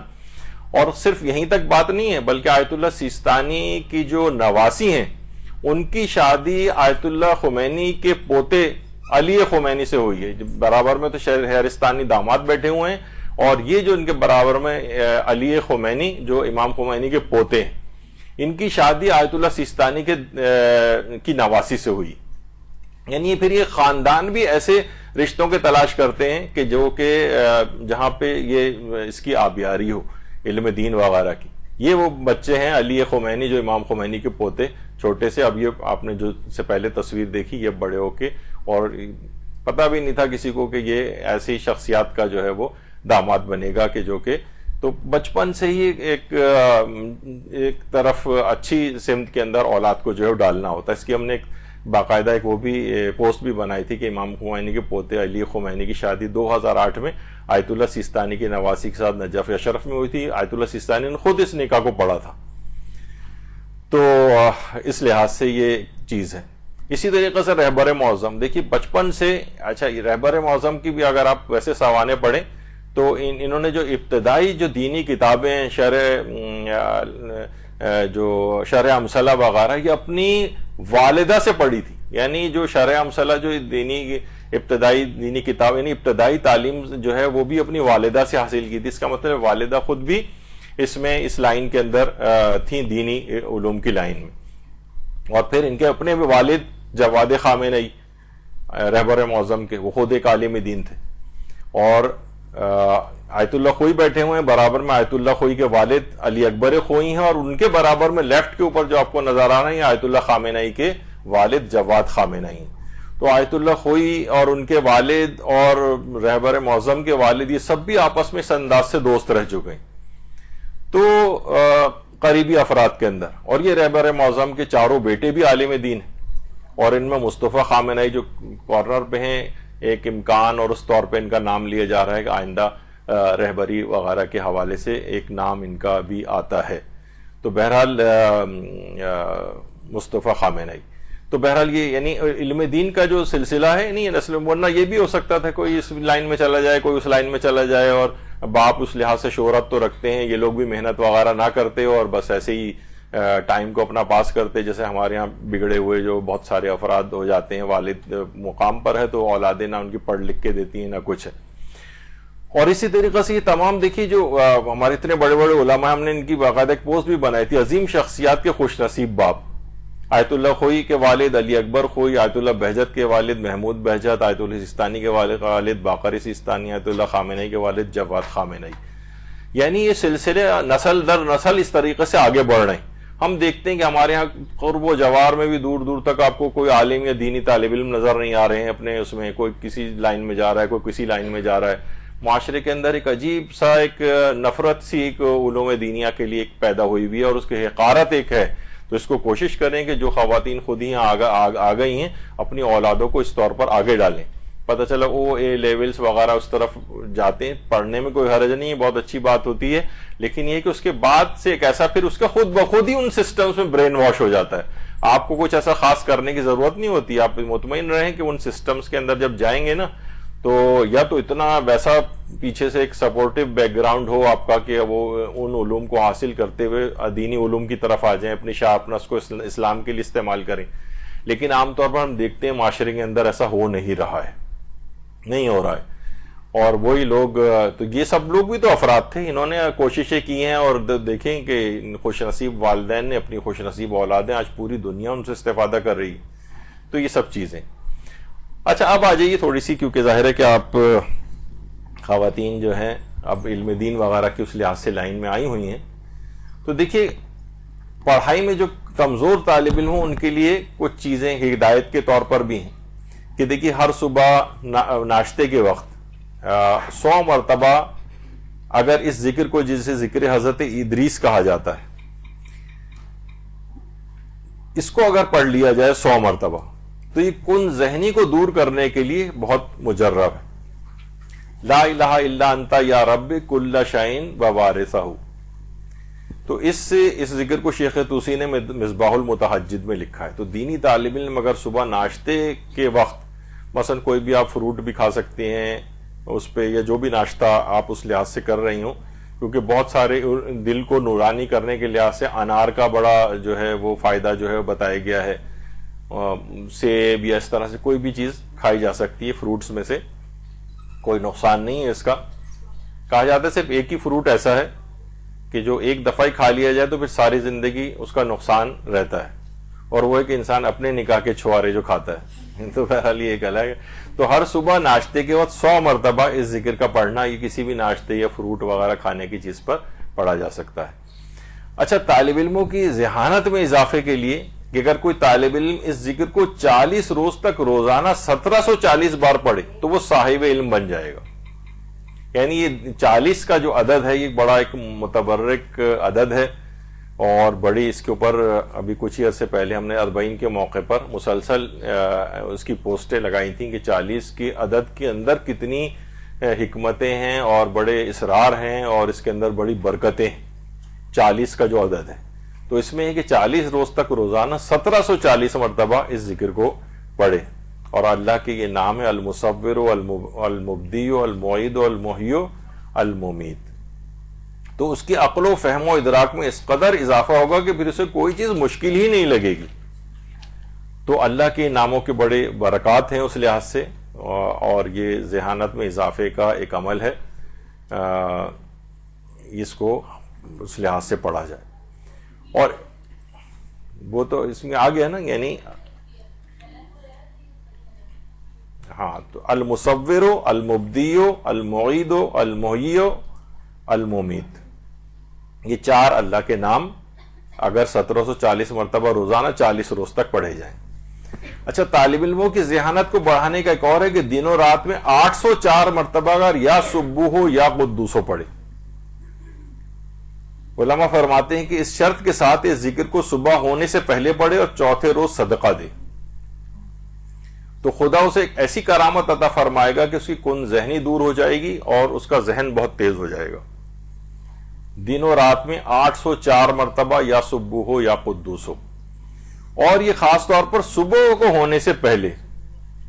صبح ہونے سے پہلے اس کا مطلب ہے کہ اس بات کا اسلام اکثر ویسے تقاضا کرتا ہوا ہم کو نظر آتا ہے کہ جو صبح ہے اس سے پہلے، فجر سے وقت سے کچھ پہلے انسان اٹھ جائے اور جو بھی نماز شب وغیرہ اس کو پڑھنا ہے اپنے افضل ترین وقت پہ وہ پڑھ لے، نافلہ صبح پڑھ لے، اور اس کے بعد کچھ ذکر خدا انجام دے لے، پھر فجر کی نماز کا وقت ہو جائے، تلاوت قرآن. اور پھر یہ ایک آئیڈیل ایک چیزیں آج کل ہو گئی ہیں.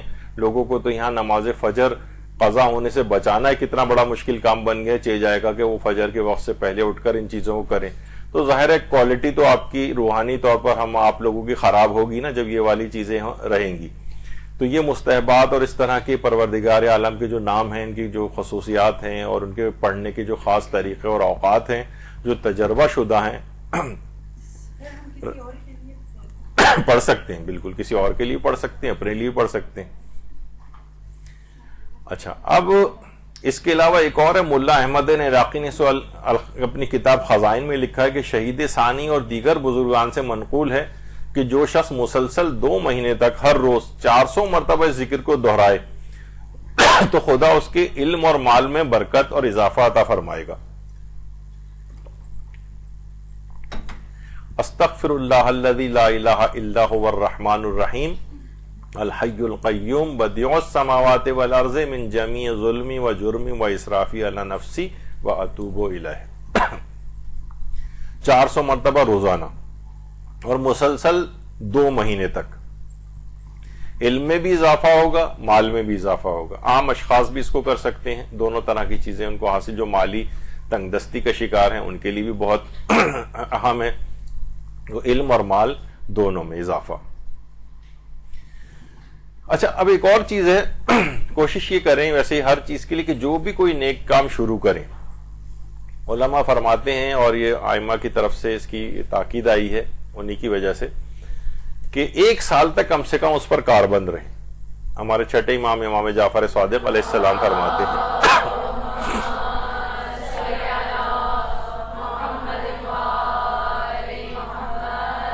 کہ جو شخص کوئی عمل بجا لانا چاہے تو اسے 1 سال تک اس پر کاربند رہنا چاہیے، اس سے پہلے اسے منقطع نہیں کرنا چاہیے۔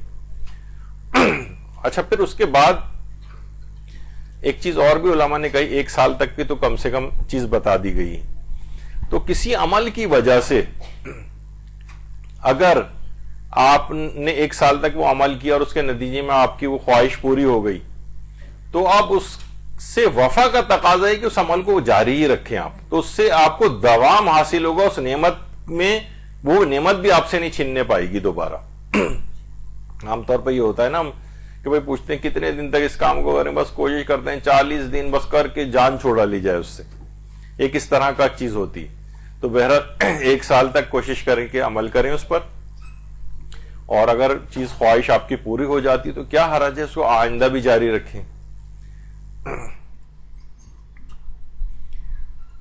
دیکھیے ایسی چیز میں اپنے آپ کو لگانا کہ جو کہ ختم ہو جانے والی، اس میں اپنے آپ کو مشغول کوئی طالب علم نہ کرے۔ دیکھیے یہی جسے کہا جاتا ہے نا، وقت آپ کا یہ ضائع کرتا چلا جا رہا ہے۔ ہم دیکھتے ہیں کہ ہاتھ میں اسمارٹ فونز جو لوگوں کے آ گئے ہیں، یہ بے تحاشا وقت کو ضیاع، آپ سوچ رہے ہوتی ہیں بڑا پروڈکٹیو، اچھا اس میں ایسے ہی بس ذرا منہ کی تبدیلی کے لیے، ذائقے کی تبدیلی کے لیے کبھی کبھار حدیث بھی آ گئی، کوئی فقہی مسئلہ بھی پڑھ لیا ایسے بیچ میں آتے آتے۔ لیکن زیادہ تر اگر آپ دیکھیں اپنے اس کے اندر کوئی ٹائم کو لگائیں تو معلوم یہ آپ کو چلے گا کہ جناب یہ تو اپنے وقت کو اپنے بہت ضائع کیا ہے۔ یہ اس قسم کی اتنی عادت ہو جاتی ہے کہ آپریشن بھی اگر ہو رہا تو اس وقت بھی لوگ بیٹھے ہوئے واٹس ایپ جو ہے اپنا مریض جو ہے وہ چیک کر رہے ہوتے ہیں۔ صبح ہی صبح طالب علم کے لیے اٹھنے میں بہت برکت ہے۔ ہمارے پیغمبر اکرم صلی اللہ علیہ وآلہ وسلم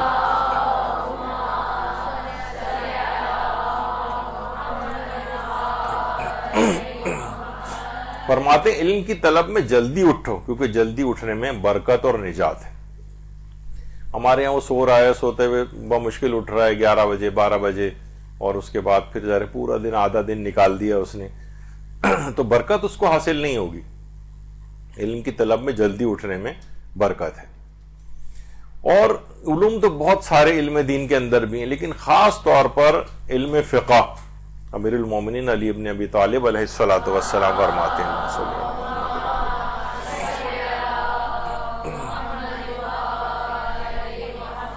فرماتے ہیں فقہ کی تعلیم حاصل کرو، کیونکہ فقہاء انبیاء کے وارث ہوتے ہیں۔ فقہ کی تعلیم، حلال و حرام آپ کو پتہ ہونے چاہیے۔ یعنی خواتین کے اندر بہت زیادہ، ہم ہر دفعہ میرا خیال ہے کوئی درس ایسا نہیں جو ابتدائی پہلا درس ہو اور اس میں یہ بات کی تاکید یہاں مدرسے کی طرف سے نہ ہو اس بات کی کہ خواتین ہیں وہ کچھ نہ کچھ اپنے کچھ ایسی چیزیں جس میں وہ تخصص حاصل کر سکتی ہیں، یعنی مہارت۔ مثلا خواتین کے مخصوص فقہی مسائل بے شمار یہاں پر ہمارے پاس فون بھی آتے ہیں اور ای میلز بھی آتی ہیں اور ان باکس کے اندر میسیجز آتے ہیں۔ خواتین کہتی ہیں دنیا سے، پاکستان کے مختلف شہروں سے، کہ خدا کے لیے کوئی خاتون ایسی بتا دیں کہ جو کہ ہمارے مخصوص مسائل کے لیے ہم ان سے مردوں سے نہیں پوچھ سکتے، ہم خاتون ہی سے پوچھیں گے۔ تو تمام تر تاکیدات کے باوجود سننے کی کوئی ایسی خاتون، ایسی باصلاحیت ابھی تک کچھ ہیں معاشرے کے اندر آلریڈی کام کر رہی ہیں عالمہ خواتین، لیکن ان کے لوگوں تک ان کی رسائی نہیں ہے، لیکن تعداد اس کے باوجود بہت ہی زیادہ کم ہے۔ نتیجہ یہی ہے کہ وہ مردوں کو ہی اس کے اندر دخل اندازی کر کے اور مسائل ان کو بتانے پڑتے ہیں۔ تو کوئی ایسی چیز خواتین کے اعتبار سے، تربیت اولاد کے حوالے سے آپ کچھ لیکچر یعنی اپنی مہارت کو بڑھائیں، اور بچوں کے جو چھوٹے چھوٹے مدارس کے لحاظ سے اپنی مہارت کو بڑھائیں۔ خواتین کے کتنے ایسے، جیسے ابھی ہم نے مثالیں دی ہیں، اس کے لحاظ سے اپنی مہارت کو بڑھائیں، تاکہ معاشرے کے اندر کوئی ایک تخصصی شعبہ بھی آپ کے پاس ہونا چاہیے، ذرا تھوڑا سا اسپیشلائزیشن، کہ بھئی کون خاتون ہے تو فوراً دماغ میں نام آیا کہ ہاں یہ بھئی یہ ہمارے پاس یہ 8-10 خواتین ہیں، ان کے نمبرز دے دیے جائیں تو خواتین کے مسائل حل ہو جائیں۔ خواتین جاتی ہیں بیچاری وہاں سے عمرے سے فون کر رہی ہوتی ہیں، فون وہاں سے میسیجز بھیجے جا رہے ہوتے ہیں کہ یہ عارضہ لاحق ہو گیا ہے، اس مقام پر یہاں پر ہیں، اب اپنی عمرے کو کیسے آگے بڑھائیں، فلاں چیز کیسے کریں، فلائٹ نکل جائے گی، فلاں ہے، اب کیسے نائب بنانا ہے، کیا کرنا ہے۔ تو خواتین، کتنی خواتین کے مسئلے ہوں، کتنے ٹائم آپ کو لگے گا، 3 مہینے لگ جائیں گے، 6 مہینے لگ جائیں گے، 1 سال لگ جائے گا، کوئی ایسے لامتناہی مسئلے تو نہیں ہے نا۔ اور آپ کو اصول پتہ چل جائیں گے تو سال 6 مہینے کی مہارت سے ہی آپ اس قابل ہو جائیں گی کہ لوگوں کے مسائل خواتین کا جو ہے وہ جواب دے سکیں آپ. تو فقہ کی تعلیم علی الخصوص آپ حاصل کریں، وضو، غسل، تیمم وغیرہ یہ سب چیزیں، نماز لوگوں کی اگر آپ نے ایک دفعہ بھی یہ والی عبادت ٹھیک کروا دی فقہی مسائل کے لحاظ سے، اب ساری زندگی یہ جو نمازیں پڑھے گی، وضو کرے گی، ان سب کا ثواب آپ کو جاتا رہے گا. وہ اپنے بچوں کو سکھائے گی اور اسی طریقے سے دیگر خواتین اور بچوں کے اندر یہ سلسلہ چلے گا تو پتہ نہیں کتنی نسلوں تک آپ کا نامہ اعمال کھلا رہے گا ثواب جاریہ کا. اور یہ علم فقہ جو آپ نے حاصل کیا تھا، چاہے وہ مخصوص شعبوں میں کیوں نہ صحیح، ہر شخص ظاہر ہے ہر شعبے میں مہارت حاصل نہیں کر سکتا، لیکن آپ یہاں پہ خواتین نے کچھ عرصے پہلے، اب کب تو خیر کئی سال ہو گئے اس کے بعد سے ایسا نہیں ہوا، مثلا یہاں وضو پروجیکٹ ایک شروع کیا گیا تھا علاقے میں، اناؤنس کر دیا گیا تھا خواتین آئیں، 1 دن کا یا شاید 2 دن کا وہ سیمینار ٹائپ کا تھا معاشر، یہاں پہ ہم نے اپنے ہی علاقے کے اندر اس کو کیا تھا. تو خواتین کی بہت بڑی تعداد آئے کہ آئیں صرف اپنا وضو چیک کر کے ٹھیک کروا لیں. ان کے کچھ لیکچرز ہوئے 1 ہی دن کے اندر اور پریکٹیکل وضو کیسے کیا جاتا ہے، ان کی کیا غلطیاں تھیں چیک کروائیں. اچھی خاصی 100 کے قریب خواتین آ گئی تھیں اور اس کے بعد بہرحال اس سلسلے کو جاری رہنا چاہیے تھا، نامعلوم کیوں اس کے بعد تھوڑا سا اس میں بریک آ گیا. لیکن آپ بھی ایسی چیزیں کر سکتی ہیں. چھوٹے بچوں کو قرآن پڑھانے کے حوالے سے پہلے ہوتی تھی خواتین بڑی بوڑھیاں گھر میں بچوں کو قرآن، اب کوئی بچے بس وہ کہ کہیں سے کوئی باہر سے کوئی آ جائے اور قرآن کو پڑھا دے. لیکن گھروں میں ہی پہلے دادیاں نانیاں اور سب قرآن پڑھا دیا کرتی تھیں، لیکن اب وہ بھی گھروں میں سلسلے بالکل ختم ہو گئے. تو کوئی خاتونوں وہ دیکھیں کہ چند بچے اپنے رشتہ دار بچے، گھر کے بچے، محلے کے بچے، ان کو جمع کر کے قرآن پڑھانے کا سلسلہ ہے. کوئی معاذ اللہ کوئی بہت نیچ اور ویسا کام تو نہیں ہے، معاذ اللہ سما معاذ اللہ کوئی گھٹیا کام. لوگ عام طور سے سوچتے ہیں اچھا بچوں کو قرآن پڑھا رہی، کوئی ایسی خاص بات نہیں. ارے بھائی بڑے بڑے علماء نے ان کاموں کو کیا ہے. اور قرآن جیسی چیز کی اتنی اعلیٰ و عرفہ پروردگار عالم کے کلام کی تعلیم دینا، تو کوئی تو ایسی چیز آپ حاصل کر کے معاشرے کے اندر کوئی خدمت انجام دیں تو معاشرے میں کمی اسی وجہ سے نظر آ رہی. تو فقہ کی تعلیم حاصل کرو، کیونکہ فقہاء انبیاء کے وارث ہوتے ہیں. تو چاہے کچھ ہی آپ وضو صحیح، غسل صحیح. تو آقا سستانی سے بھی پوچھا گیا تھا کہ اگر کوئی مجھ سے کوئی ایسے فقہی مسئلہ پوچھے جس کا مجھے علم ہے تو کیا میرے لیے واجب ہے کہ اس کو جواب دوں؟ مثلا اگر میں کسی کو غلط وضو کرتے دیکھوں تو کیا مجھے رہنمائی اس کی کرنا واجب ہے؟ تو انہوں نے کہا جی ہاں، جہاں تک ممکن ہو واجب ہے. واجب ہے آپ کے اوپر کہ آپ اس کی رہنمائی کریں، اس کو بتائیں. تو بہرحال یہ واجبات والی چیزیں ہیں. اور جن چیزوں پہ جو چیزیں آپ کو پتہ نہیں ہیں اس کے متعلق بالکل نہ شرمائیں کہ یہ کہنے سے کہ میں نہیں جانتا. کہ من ترک قول لا ادری اصیبت مقاتلہ، جو شخص میں نہیں جانتا کہنا چھوڑ دیتا ہے وہ ہلاکتوں کے قریب ہو جاتا ہے. وہ ٹھوکر کھانے والی جگہ پہ ہمیشہ ٹھوکر کھا کے رہے گا. اپنی طرف سے ایسی اندازے سے کبھی جواب نہ دیں کیونکہ آپ دینی طالبہ ہو گئی ہیں. لوگ کہتے ہیں اچھا آپ کہاں پڑھتی ہیں؟ جناب میں مدرسۃ القائم میں پڑھتی ہیں. جیسے ہم میڈیکل کالج میں پہلے سال ہی آئے تھے تو لوگ اس وقت سے دوائیں پوچھنا شروع ہو گئے تھے. بھائی ابھی تو آئے ہیں پہلے سال، ابھی تو ایڈمیشن ہوا ہے، ابھی سے آپ دوا پوچھ رہے ہیں، تو لوگوں کی ایکسپیکٹیشن ہوتی ہیں. تو اسی طریقے سے جو ہے نا ایک طالبہ کے لحاظ سے پتہ چلا ابھی بالکل آیا اور لوگ ایسا سوال کریں گے، کہیں بھی آپ کو دیکھ لیں گے اور ایسے بڑے بڑے خطرناک سوال آپ سے کرنا شروع کر دیں گے، یعنی اعلیٰ علمی معیاری سوال کے. یہ تو مدرسے میں پڑھتے ہیں تو پتہ ہونا چاہیے تھا آپ کو. تو لوگ اس سلسلے میں آپ کو کوئی ایج دینے کو تیار نہیں ہوں گے کہ بھائی ابھی تو میں پڑھ رہی ہوں، ابھی تو مجھے 1 ہی سال ہوا ہے. جیسے کہا جاتا ہے نا کہ جو ذاکری کا جو کورس کر رہے ہوتے ہیں تو لوگ کبھی بھی جو ممبر کے اوپر بیٹھا ہوتا ہے نا اسے کوئی بھی ایج دینے کو تیار نہیں ہوتے کہ بھائی ابھی میری طبیعت بہت خراب تھی تو میں آ گئی. نہیں، ان کو پرفیکٹ مجلس چاہیے. یہ ایک بہانے بازی نہیں چاہیے. جب آپ بیٹھ گئی تو آپ کو اچھی طریقے سے پڑھنی ہے مجلس. یہ نہیں کہ آپ اپنے لوگوں اکثر اپنے عذر بتا رہے ہوتے ہیں کہ آج میں یہ تھا اور بڑی فلائٹ میں یہ دیر سے پہنچا اور میری طبیعت ٹھیک نہیں ہے اور بخار مجھے ہو رہا ہے. کوئی بھی چیز نہیں، وہ کوئی چیز سننے کو تیار نہیں ہوتے. تو ہمیشہ انسان پوری پرفیکٹ اس کے ساتھ، تو دینی تعلیم علم کے ساتھ بھی یہ ہوتا ہے کہ اسے کوئی دینے کو تیار نہیں ہوتے وہ کہ جناب آپ ابھی تو میں پڑھ ہی رہا ہوں، ابھی تو مجھے آتا نہیں ہے. تو بہرحال اپنے معیار کو مسلسل بڑھانا ہے اور اگر کوئی چیز نہیں پتا تو تکے مارنے کے بجائے آپ واضح کہہ دیں گے مجھے اس کا علم نہیں ہے، میں پوچھ کے بتاؤں گی یا کوئی بھی اس طرح سے. ایک اور چیز جو اس کے بعد دینی طالب علموں کے اندر پیدا ہو جاتی ہے اور وہ یہ کہ ہر وقت لڑائی جھگڑے آپس میں، دوسرے کا نقطہ نظر سننے کو بھی تیار نہیں ہوتے. حضرت امیر یہ بات ارشاد فرماتے ہیں کہ جس کا یقین درست اور صحیح ہوتا ہے وہ جدال و بحث سے رغبت نہیں رکھتا ہے. مراجع اور علماء کو آپ دیکھیں، یعنی آیت اللہ سیستانی بھی جو طالب علم وہاں پر جاتے ہیں اکثر ان کے ساتھ یہ نصیحت ان کو کرتے ہوئے نظر آتے ہیں. وہ کہتے ہیں میری ذات کو کبھی بھی آپ ڈیفینڈ نہ کریں. مجھے اگر کوئی برا بھلا کہہ رہا ہے تو آپ فوراً بس اپنی تمام اس صلاحیتیں لگا دیں اور اس شخص کو جواباً برا بھلا کہیں. اور کہ آیت اللہ سیستانی وہاں پہ بھی دیکھیں علماء کے خلاف اس طریقے سے لوگ ہیں. آج بھی علماء مجتہدین کو کتنی گالیاں وغیرہ دی جاتی. تو وہ کہتے ہیں کہ اس کام میں نہیں پڑھو، تمہارا کام دینی بلکہ اکثر جو وہاں نجف میں رہنے والے طالب علم ہیں ہم ان سے کہتے ہیں یار آپ تو بہت ہی قریب یہاں پہ رہتے ہیں، ذرا یہ آغا کے آفس سے سوال پوچھ کے ہی بتا دیں ہمیں. وہ کہتے ہیں نہیں بھائی ہم تو ان کے قریب سے بھی نہیں گزر سکتے، اگر وہاں پتہ چل جائے کہ دینی طالب علم اور یہ آفس آیا ہوا ہے یہاں پر تو ڈانٹ پڑتی ہے آغا سیستانی اور ان کے آفس کی طرف سے کہ آپ یہاں کیا کر رہے ہیں. کچھ پوچھ رہے ہیں تو اپنے مدرسے کے آپ استاد سے پوچھ لیں جا کر. آپ اپنا وقت ضائع نہیں کریں گے ادھر ادھر پھرنے میں اور دفتر کے چکر لگانے میں، اور ناراضگی کا اظہار کیا جاتا ہے.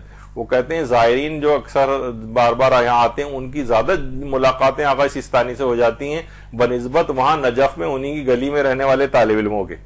وہ تو سالہ سال کہتے ہیں ان کو دیکھ نہیں پاتے. تو بہرحال تو وہ بحث و مباحثہ جھگڑا ان سب چیزوں کو کہتے ہیں کہ اس میں اپنے وقت کو مت ضائع کرو. یہ کہاں تم لگے ہو کہ شخصیات کو ڈیفینڈ کر رہے ہو اور اس نے یہ کہہ دیا اور اس نے یہ کہہ دیا اور ان کو جوابات دینے. طالب علم بالکل فوکسڈ ہونا چاہیے. بحث و جدال، جھگڑے، لڑائی، ایک دوسرے کے خلاف باتیں، آرٹیکل لکھنا، ایک دوسرے کے خلاف باتیں کرنا، یہ سب کچھ نہیں ہونا چاہیے. تو یہ اور یہ ہوتا ہے ذرا سا علم حاصل ہوتا ہے تو اب فوراً جو ہے وہ ہر ایک رشتہ دار کے ساتھ جو بھی اس کے آپ نے حاصل کیا ہے اس کے اینٹی آپ کو بات نظر آئے تو آپ اس سے جھگڑنے پہ تیار ہو جاتی ہیں. اس سے بھی اپنے آپ کو دور رکھنا اور جو علم حاصل کرتی جائے وہ دوسروں کو بتاتی جائے. ایک دفعہ بہت پہلے بھی میں نے یہاں بتایا تھا اسی طریقے سے خود بھی عمل کریں اور دوسروں کو بھی بتائیں. جیسے ایک صاحب تھے وہ کہتے تھے کہ میں روزانہ قرآن کا صرف ایک صفحہ پڑھتا ہوں اور اس میں دیکھتا ہوں کہ اس میں میرے عمل کے لیے کون سی بات ہے، اس کو پینسل سے سائڈ پہ لکھ لیتا ہوں اور کہتا ہوں آج کا میرا یہ درس ہو گیا، آپ بس میں اس بات پہ عمل کروں گا. اور جب اگلا دن آتا ہے تو اگلے پیج کی آیات ترجمے کے ساتھ پڑھتے ہیں، اس میں دیکھتے ہیں میرے عمل کے لیے اس میں کون سی بات ہے آج، اس کو ایک پینسل سے ایک سائڈ کے اوپر حاشیے پہ لکھ لیتے ہیں. اس طریقے سے قرآن پڑھتے بھی جا رہے ہیں، تلاوت بھی کرتے جا رہے ہیں اور اس کی تعلیمات پہ عمل بھی ساتھ ساتھ کرتے جا رہے ہیں. تو اسی طریقے سے علم کے اندر ہے اور اس کے بعد پھر اس کو پھیلا بھی رہے ہیں. اپنے بھائی پر ایسے علم کے ذریعے صدقہ کرو جو اس کی رہنمائی کرے اور ایسی رائے کے ذریعے سے جو اس کو سیدھی راہ پر چلائے. یہ خود ایک صدقہ جاریہ آپ کے لیے بنتا جائے گا. پتہ نہیں ابتدائی زمانے کی باتیں ہیں، حالانکہ ہمارا کوئی اس لحاظ سے نہیں کہ اپنی کوئی معاذ اللہ کوئی بڑائی سیرت پیش کریں، لیکن جب ابتدائی دور پر 25-30 سال پہلے ہم اپنے استاد محترمہ مولانا صادق حسن صاحب قبلہ سے درس لے کر آتے تھے تو پورا درس میں وہیں بیٹھ کے ان کے لیکچر کے دوران ہی کوشش کر کے اس کے پوائنٹس لکھ لیتا تھا. وہاں بس میں بیٹھ کے 1.5 گھنٹے کا بس کا سفر گھر تک ہوتا تھا تو اس کو دہراتا ہوا آتا تھا. اور شام کو یہیں مسجد خیر العمل انچولی میں نوجوانوں کا ایک گروپ تھا، اس میں وہی جو درس آج پورا سنا ہے وہ ایک لحاظ سے درس قرار دے کے وہی پورا دہرا دیتا تھا وہاں پر آ کر، یعنی جو بھی پوائنٹس بنا. تو اس سے کیا ہوتا تھا کہ اسی وقت حاصل کیا، تازہ تازہ اس کو ریفریش کیا اور اسی دن ہی اس کو ڈیلیور بھی کر دیا. تو ہمیں یاد بھی ہو جاتا تھا ایک چیز. یہ صرف ایک بتانے کے لیے کہ معمولی ترین شخص بھی جو ہے وہ کوشش کرے تو وہ اس طرح سے چیزوں کو کر سکتا ہے. تو علم کے لیے دیکھیے سوال کرنے میں جو چیز نہیں آ رہی نا اسے واضح طور پر پوچھ لیں، سوالات بنائیں. کوئی بھی چیز حاصل پڑھیں اور اس کے بعد پھر اس کے سوالات بنائیں. اس ایک زمانے میں یہ والا سلسلہ بھی کیا تھا، مثلا انہوں نے اپنے استاد سے اجتہاد و تقلید کے سلسلے میں سوالات جو ہے وہ یعنی درس جو لیتے تھے تو چیزوں مثلا کوئی بھی آپ کتاب بھی اگر پڑھ رہی ہیں تو کوشش کریں کہ اس کے اندر جو مطالب آپ نے پڑھے ہیں اس کو سوال جواب کی صورت میں آپ لکھیں. خود سے سوال بنائیں اور نیچے اس کا جواب لکھیں، سوال جواب سوال جواب. تو اجتہاد و تقلید پر مجھے یاد پڑتا ہے، اب تو میرے پاس شاید اتنے رہے بھی نہیں، وہ بالکل ابتدائی زمانے کی بات تھی کہ اجتہاد و تقلید سے متعلق 1000 سوالوں کے جوابات، سوال جواب، یعنی اتنے اس کے جتنے فقہی مسئلے احکام مجتہد اور مراجع کے اختلافات اور ان کے نظریات اور اعتراضات جواب اعتراض جواب تقریباً 1000 کے قریب جمع کیے تھے. تو اس سے کیا خود آپ کا اپنا دماغ اس چیز اس موضوع کے اوپر بہت چلتا ہے.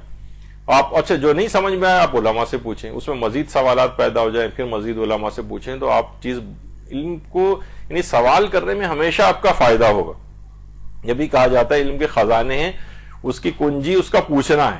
بس تم بھی سوالوں کو پوچھو, خدا تم پر رحمت کرے گا, اور 4 آدمیوں کو اجر اس سے ملتا ہے, پوچھنے والے کو بھی, عالم کو بھی, سننے والوں کو بھی, اور جو ان سے دوست رکھتا ہے سوال و جواب کو. بہت سے لوگ سوال و جواب کو فقط سن رہے ہوتے ہیں, تو پروردگار عالم ان کو بھی اجر اور اپنی رحمت سے نوازتا ہے.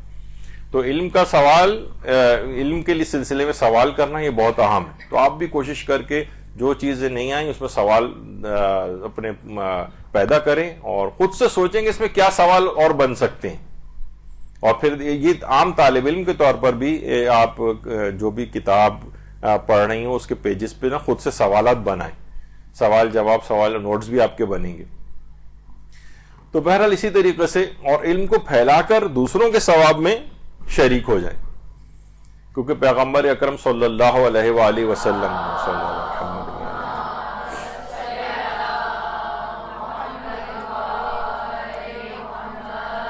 کہ جو شخص کسی کو کوئی علم سکھائے اسے قیامت تک اس پر عمل کرنے والوں کے برابر اجر ملے گا. یعنی کتنی عظیم واقعتاً اس کا پڑھانے کا یا علم کو دینے کا ایک سرور اور چسکا آپ کو جو ہے وہ لگے گا کہ اس کے اندر بہت زیادہ ایک دلی اطمینان بھی آپ کے پاس ہوتا ہے. بس کوئی غیر الہی کوئی نیت نہ ہو, اپنا روب جتانا, اپنی بڑائی یا اس طرح کی کوئی چیز نہ ہو. اگر بس قربتاً اللہ یہ کام ہو تو اس سے زیادہ روح کو سرشار کرنے والا کوئی کام ہی نہیں. اور اس کے ساتھ ساتھ آپ کو اپنا عمل بھی بڑھانا چاہیے. علم کے ساتھ کم عمل بھی زیادہ ہے, اور علم کے بغیر زیادہ عمل بھی کم ہے. پیغمبر اکرم فرماتے بے شک علم کے ساتھ کم عمل بھی زیادہ ہے. یعنی علم کے ساتھ ہو, آپ نے دیکھا ہوگا کہ بہت سارے علماء کی تو خیر بہت زیادہ عبادات کا تذکرہ آپ سنتی ہیں, لیکن جو بہت زیادہ مصروف ہوتے ہیں علمی دنیا میں, تو بعض اوقات شاید وہ مستحب عبادتیں اس طور پہ نہ کر سکیں, مستحب دعائیں اتنی زیادہ نہ پڑھ سکیں, کیونکہ وقت ان کے پاس اتنا نہیں ہوتا ہے. بلکہ ابتدائی دینی طالب علم وغیرہ ایران کے اندر اب بھی یہ نظر آتا ہے کہ طالب علم اگر مثلا کسی دعائے کومیل کے اندر بیٹھا ہوا نظر آئے تو استاد اسے ڈانٹتا ہے کہ یہاں کہاں تم بیٹھے ہوئے, تمہارا کام تھا کہ تم جا کے علم حاصل کرتے, تمہارے پاس تم 3 4 5 سال کے لیے یہاں پر آئے ہو, تمہیں اپنا زیادہ وقت علم حاصل کرنے پہ لگانا چاہیے.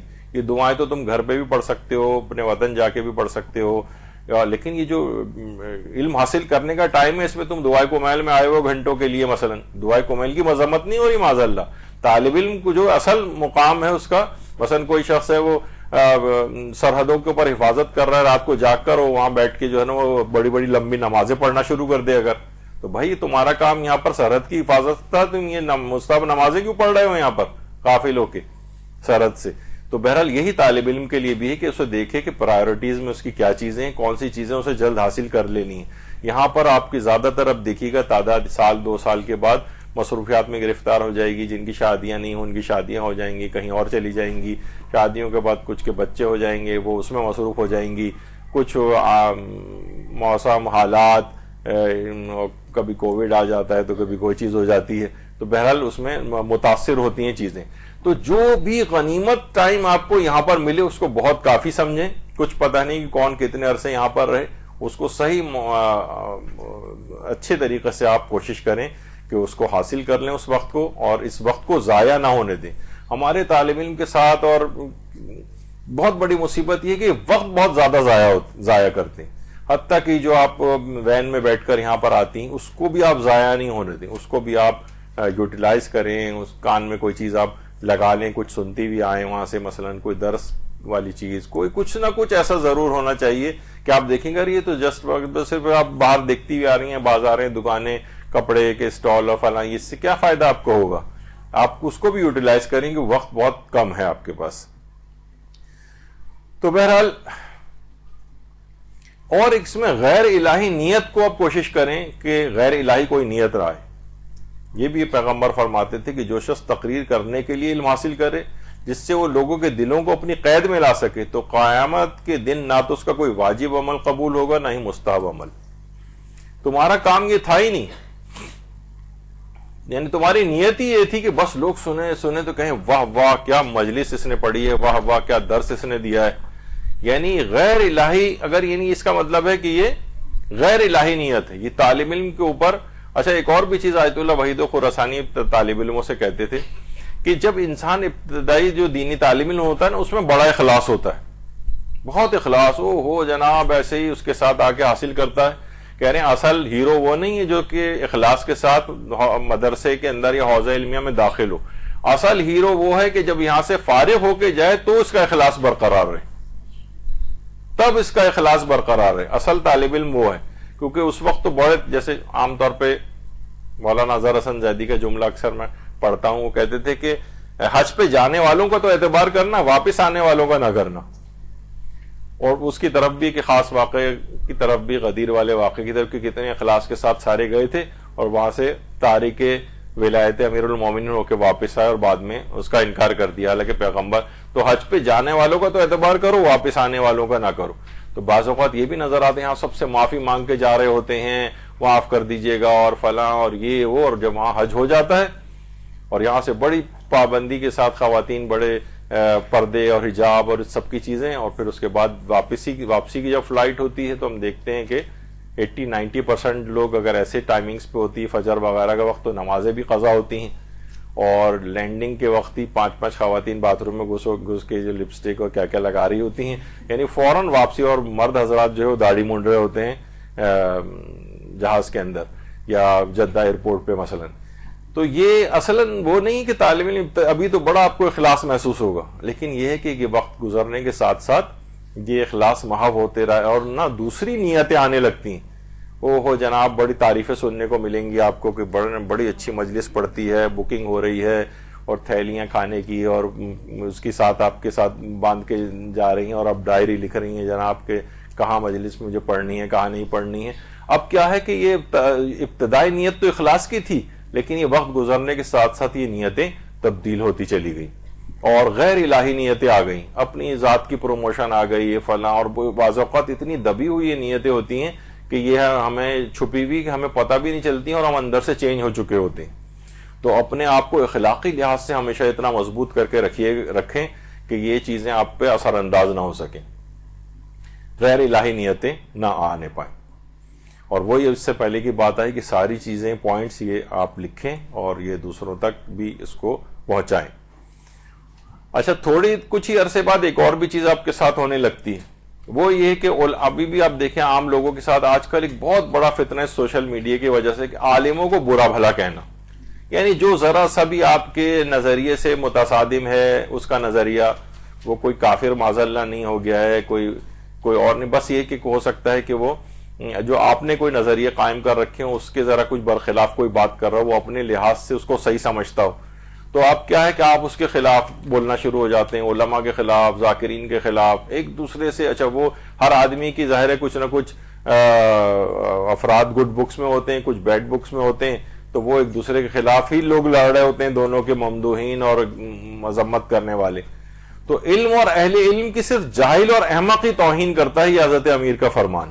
یہ بات یاد رکھ لیں. آپ نے کبھی اگر دیکھیں اپنے آپ کو کہ آپ اہل علم کی توہین کر رہی ہیں تو سمجھ لیں کہ آپ جاہل اور احمق ہیں، آپ علم دین کی راہ کے اوپر آگے نہیں بڑھ رہی ہیں، بلکہ ایک لحاظ سے سٹاپ لگ کے بلکہ ریورس گیئر آپ نے لگا دیا. وہ حرام اور گناہ کی طرف جو ہے اب یہ علم آپ کو لے جائے گا اگر آپ علم اور اہل علم کی توہین کرنے لگیں.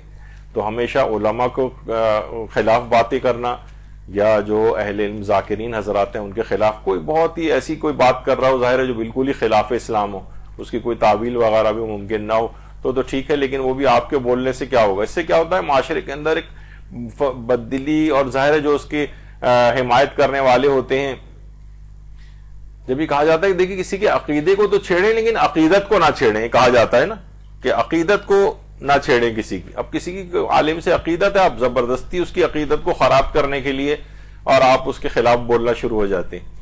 تو یہ طالب علموں کے ساتھ بھی ہے کہ وہ نا شخصیات کی تعریف اور مذمتوں میں لگ جاتے ہیں. یہ بہت بڑا ایک فتنہ ہے طالب علموں کے لحاظ سے بھی.